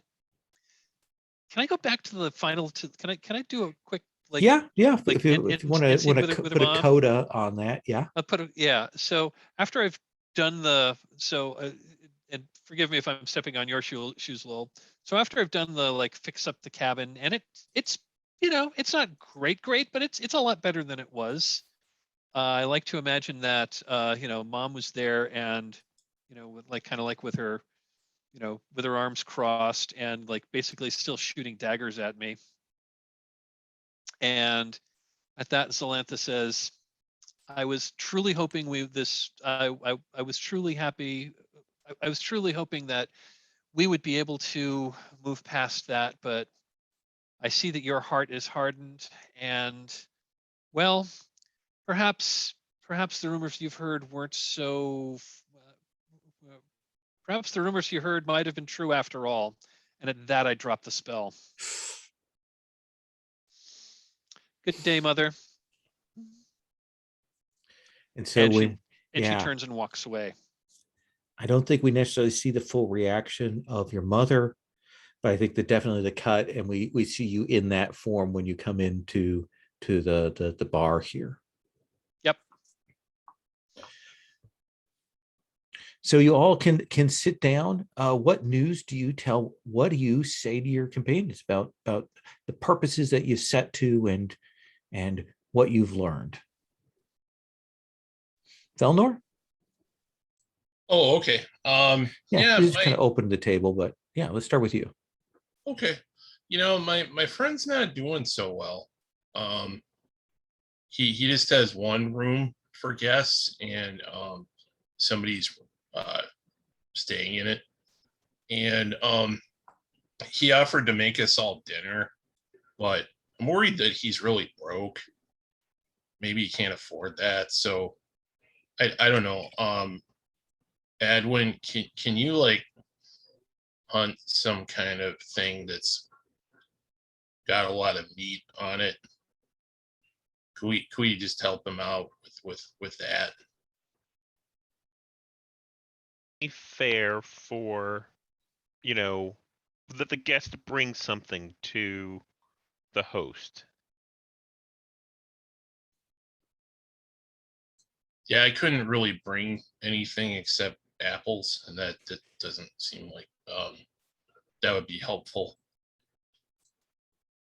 And I think by now Zelantha is probably on her second tankard of this of the Crooked Apple Ale, and suggests, well, we could maybe get a small cask of this and bring that along. If we wish, if you'd like to introduce us to your friend. Oh, yeah, we're all invited. Although I don't know, I keep telling you two that I drank a bunch of alcohol one time, and then I just threw up the alcohol. But then it's like I couldn't get my money back for the alcohol, and my stomach was empty again. Yeah, it doesn't work that way with the money, that is.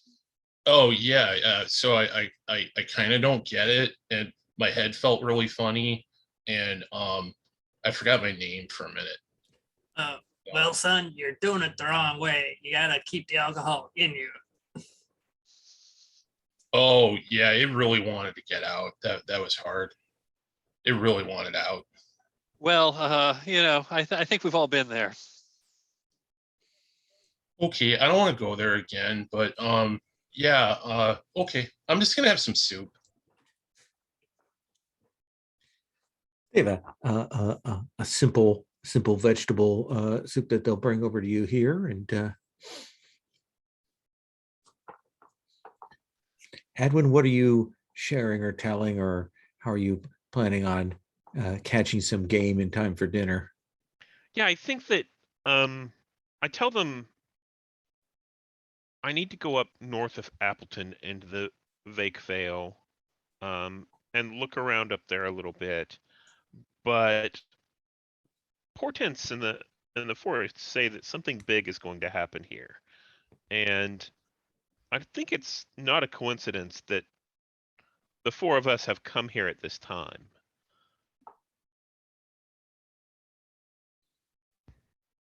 I think you may be right. I'm sorry. I was just going to say, I think you may be right that perhaps it is fortuitous. Although if you're going to go poke around the Vake Vale, be very careful. All the rumors around here are that the place is cursed.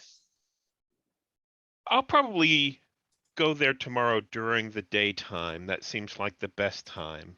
And before we go to your friends, Felnor, I think I'll go see what game I can find nearby.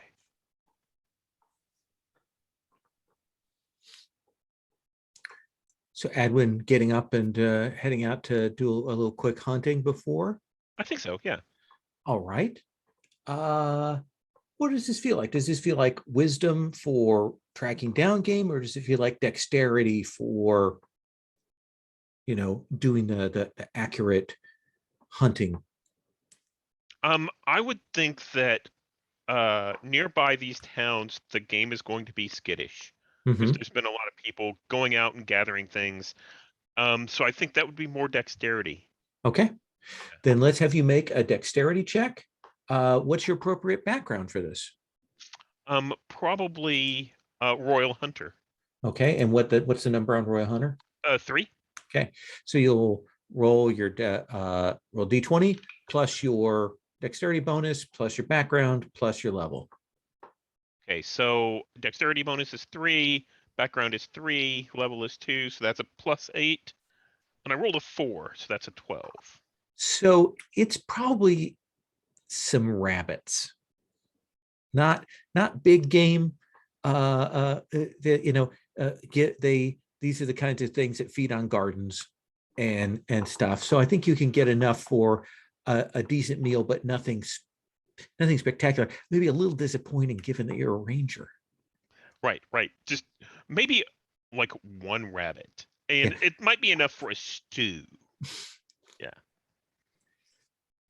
And so, Felnor, Zelantha, Malin, is there anything you're doing in the few hours you have before probably going over to Gendry's? Just drinking. Just drinking?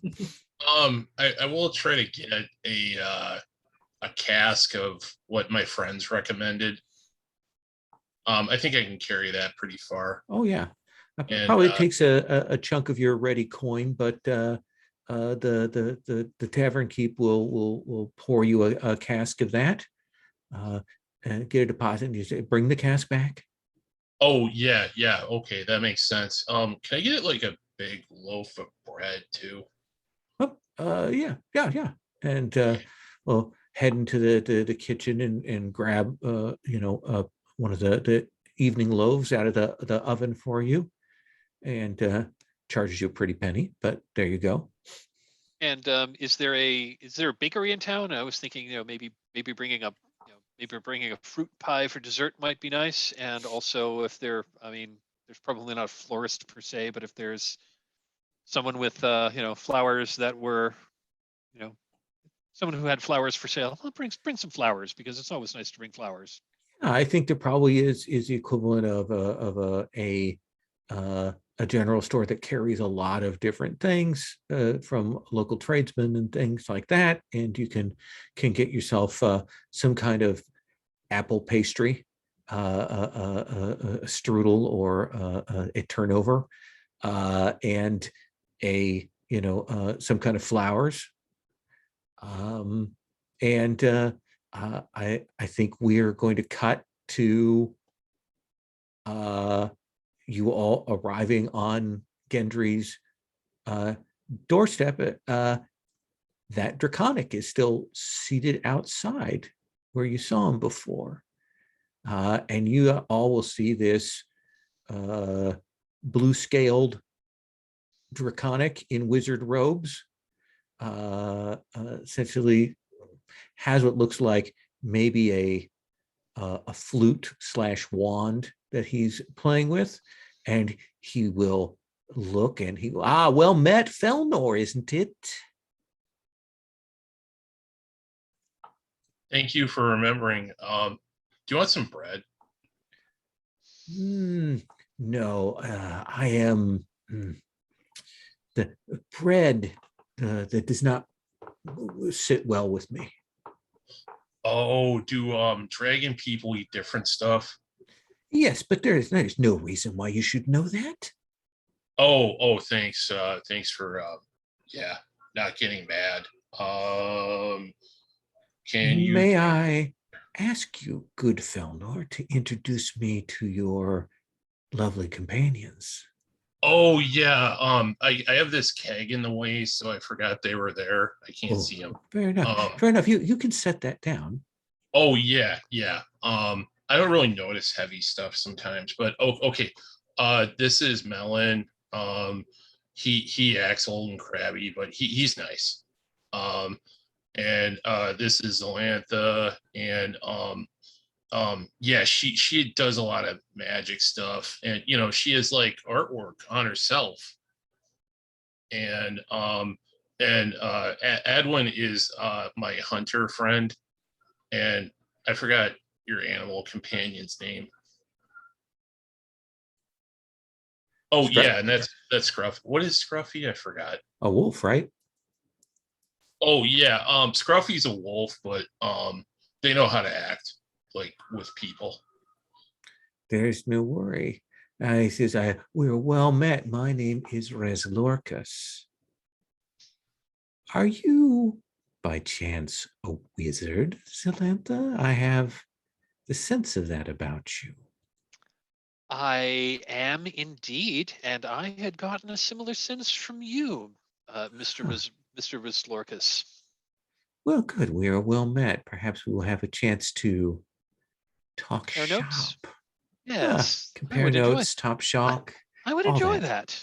I would enjoy that. Yes. I look forward to it. Well, I believe Gendry is expecting all of you. I won't keep you any longer. A pleasure meeting you, sir. The pleasure is mine. And he kind of steps to make sure that you have plenty of room to cross the threshold and go in. Gendry is perhaps a little like not the number of people, but maybe the composition of your party, Felnor. Felnor. This is your group. Oh yeah, this is Melon and wait. Malin? Wait. Malin. Malin. I always get that wrong. Yeah. And It's all right. And Zelantha and Adwin and Scruffy is a wolf, but he can go inside. He's nice. Okay. Hold on a second, and you see him go and clearly get the house cat and take it upstairs, and then comes back down. You're welcome. So you brought some ale. That's do you drink now, Felnor?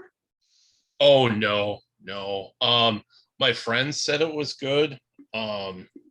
So yeah, I thought maybe you would like it. And and I brought bread. Oh. Somebody told me once that beer is like liquid bread. So maybe I kind of doubled up. No, I think they're very different. I would agree. Gendry, it is a pleasure to meet you. We've heard much about you. Oh yes, kind of spiffs himself up a little. You are a gorgeous tiefling, and he kind of straightens his apron. Well met. Any friend of Felnor's is a friend of mine. Lovely, and thank you so much for your generosity in inviting us over. No, come in and sit.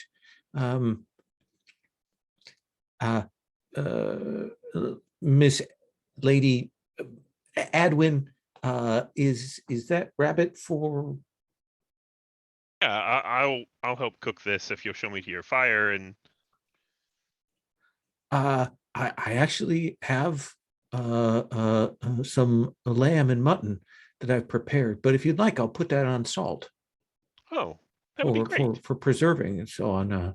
And we'll show you over where you can put it to store it away, and sit you all down, and pulls out. I mean, it's lamb stew, spiced lamb, a lot of fruit and dried fruit, like almost like a Moroccan kind of preparation of lamb, like a tagine, with rice and dried apples and apricots and things like that. And he's he's clearly, I think Zelantha, Malin, Edwin, you're like, he clearly has pulled out the stops for Felnor and Felnor's friends. And it is an impressive meal. And you can dig in. It's so much better than what you've been eating on the road. Even with Adwin's hunting skills, just the ability to prepare and cook with a variety of spices. And when dinner is done and you're having that comfortable drink afterwards, Gendry will say, "So, what are you all doing in Redfield Valley? What's your purpose?"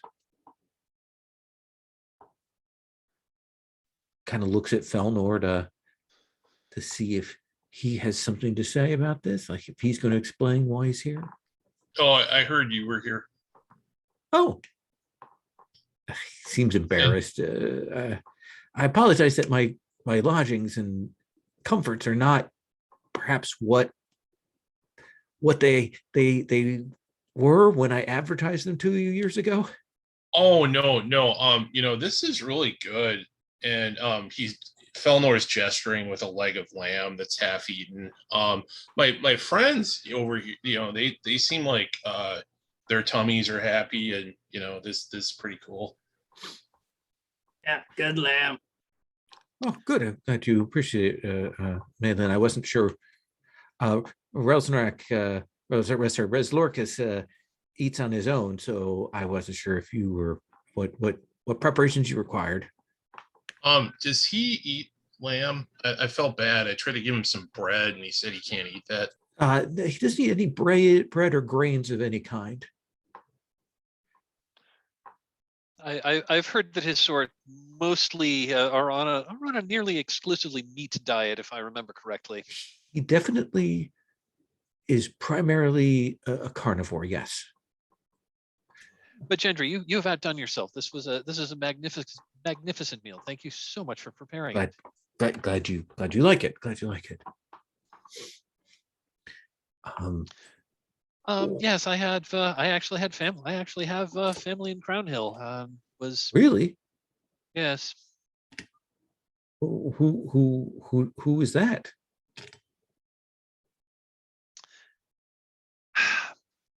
You know the leather work. You know the leather workers, and she names her mother and yes, father. the Fellwinds. They suffered a grave loss. The father died. Yes, Rather, the elder husband of the owner had died. Yes. They you may have heard that they had a daughter that went off to study magic. You see him pause and holds his mouth, because that's clearly not the story that he was told. And he goes, yes, I'd heard that. And you're related to her? Well, let's say there was a bit of a magical mishap, and well, this is what I look like now. Oh, all right. Kind of shakes his head. And you, Adwin? Fate has brought us all here. I was told to come here by one of my elders, and once I got here, I think that something of import is coming, and it's drawn all of us together in this place. I see. Interesting. All right. I say I have given up my days of interacting with strangeness after my time spent with Felnor and the things that we got into. And you, Malin? When Adwin says fate, Malin kind of perks up a little bit. He's like, "Oh, yeah, portents, fate. Do you have an egg?"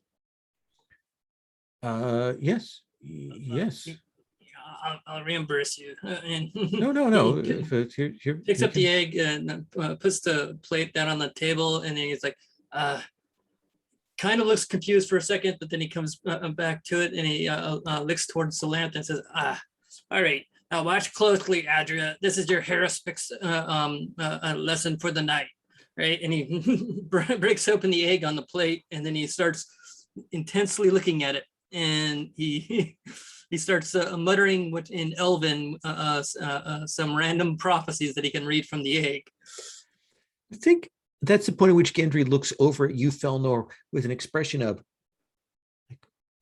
like, what is going on?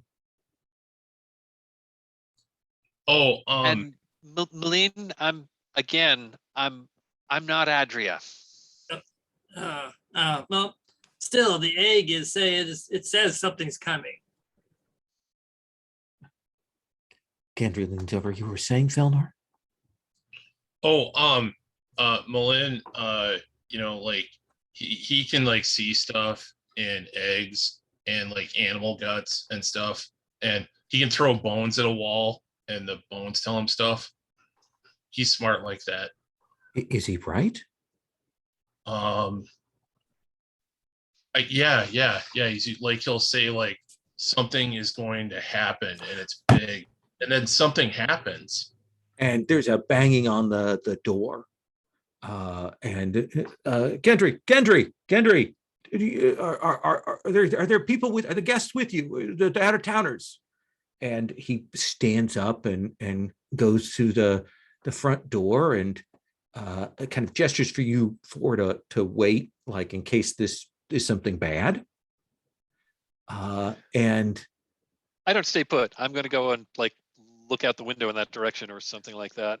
You see this guy standing there, looks like a town elder, comes in and he says, there's a Fellwind amongst the companions who came, correct? There's a wizard, right?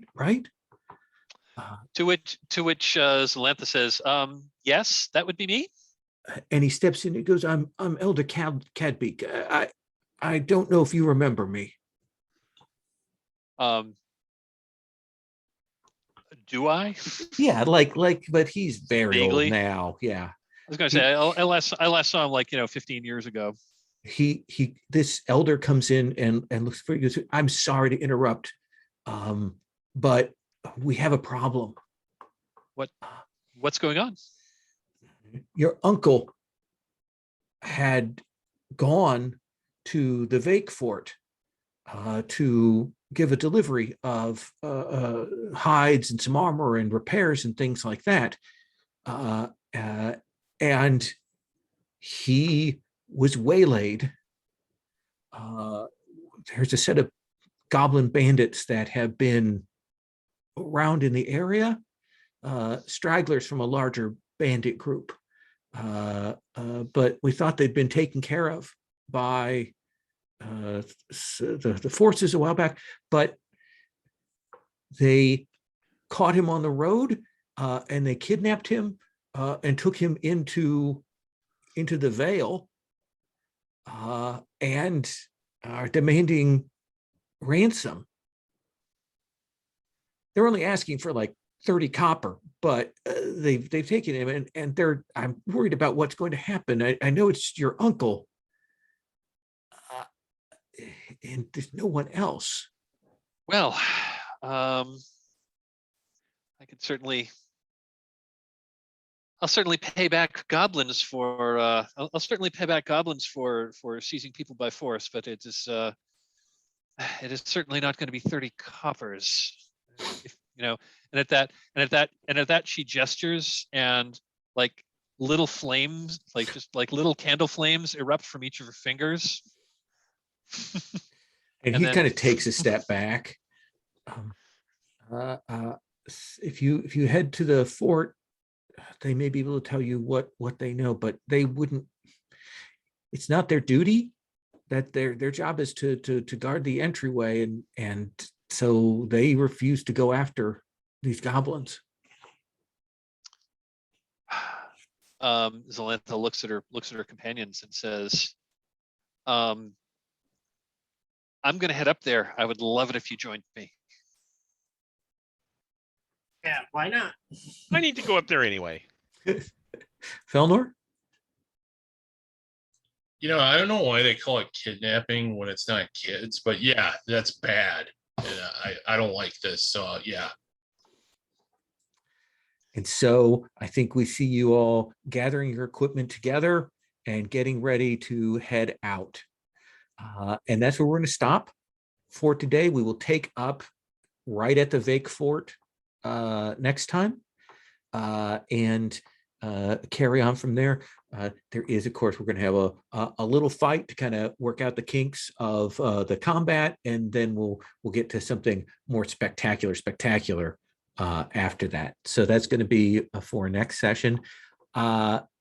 Usually, we're going to be giving you an incremental advance. So what that means is that you get to make a choice. I always forget this. You can take a new feat. You can raise your hit points up according to the next level. Let me get a list of all the choices because I always forget this.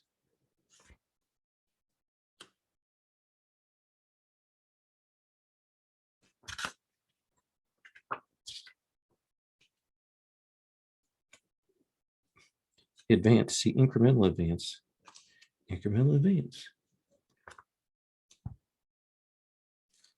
Okay, so you can choose a new feat. You can raise your maximum hit points as if you were one level higher. You can wield an additional magic item because you're limited by your level for magic items. I'll talk about how I handle that later. You can choose a new single power or spell. You can add +1 to your skill checks, essentially effectively making your skill checks as if you were one level higher, counting your level bonus. So you'll choose one of those to add on for next time.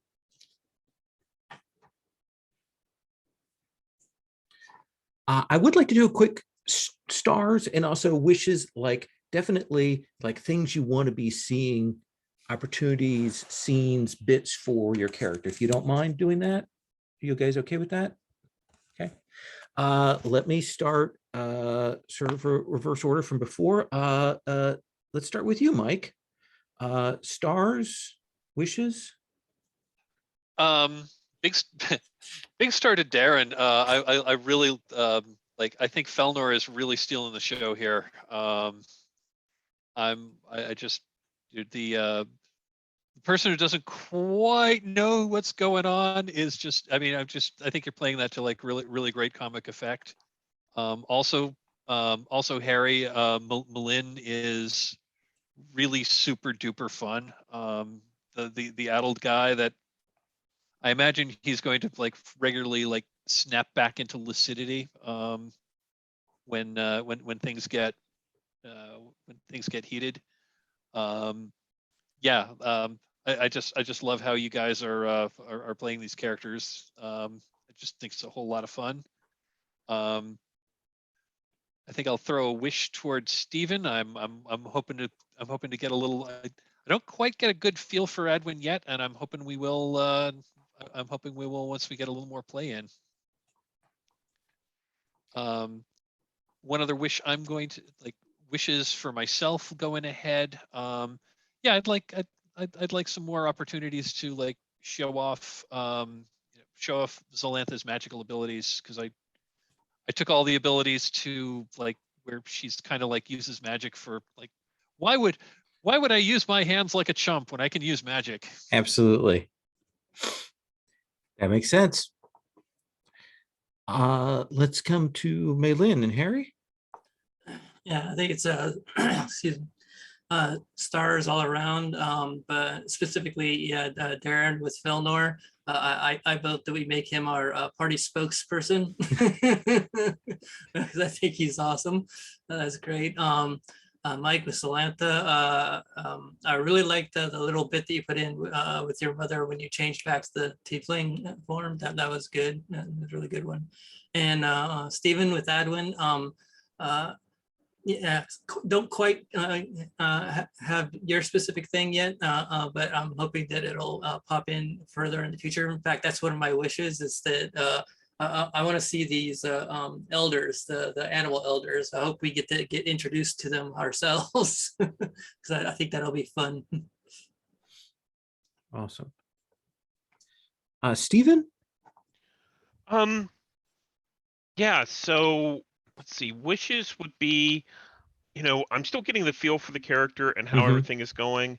I felt a little, since you mentioned the elders, I'm a little curious, are those the elders that I could tie into one of the icons?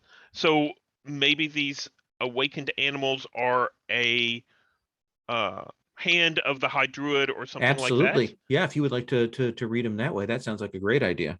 Yeah, I was afraid I'd actually imbued them with too much power as we started to narrate some of the stuff about that. And I'm like, oh, they should really be one of the icons and not just something I made up. So yeah. No, I think tying them in as powerful forces and representations of the High Druid, I mean, maybe that their awakening ties into the nature of the High Druid herself. Yeah. As far as stars, well, I thought everyone did a great job. I thought, especially, the characterization went really well. We could see a lot about what all these characters different, brought into the world. And, Lowell, I thought you brought a lot in, like, especially, in my interaction with the Panther and the way it was ghost and flowed and, that kind of stuff. I really enjoyed that. So. Good. I'm glad you dug that. And Darren, stars, wishes? Yeah, I really like these characters. I thought everybody did a really good job on making characters. I am starting to wonder though, like I didn't feel like Adwin was like not super fleshed out, and am I just filling in things with my brain that weren't there? But yeah, I thought that was just like a really rich, interesting character too.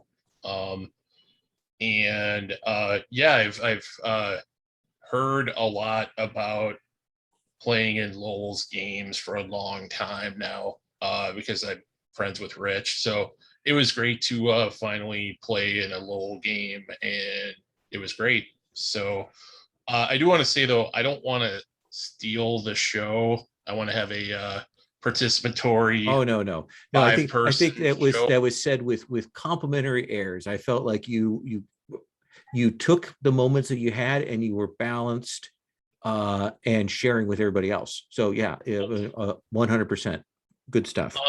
Yeah, I can definitely, in like a narrativist game, I can get a little chatty and I can probably go on about what was in the cupboards and so yeah, I don't want to do that. Stars, I'm sorry, wishes, I don't know what to say, because I mean, this seems like it's going in a level appropriate and fun and awesome direction. So yeah, I don't know. Awesome. Yeah, I think that's fair. Yeah, it's fair to say I want to see what's coming. So one thing I want to say is these characters are not written in stone at this moment. If between now and next session you go, oh, I don't like this pick for this talent or this spell or whatever, feel free to make the changes. Feel free to change your stat spends, whatever you need to do between now and next time. There's nothing is locked in. Okay. So next time we're going to check in what everybody took for their incremental advance. We'll do the icon rolls, and then we'll get rolling out. Since nobody spent icon tokens, if you got them today, make sure that you mark down that you had them, because those will accumulate for future rerolls. Okay. I'm going to stop the recording.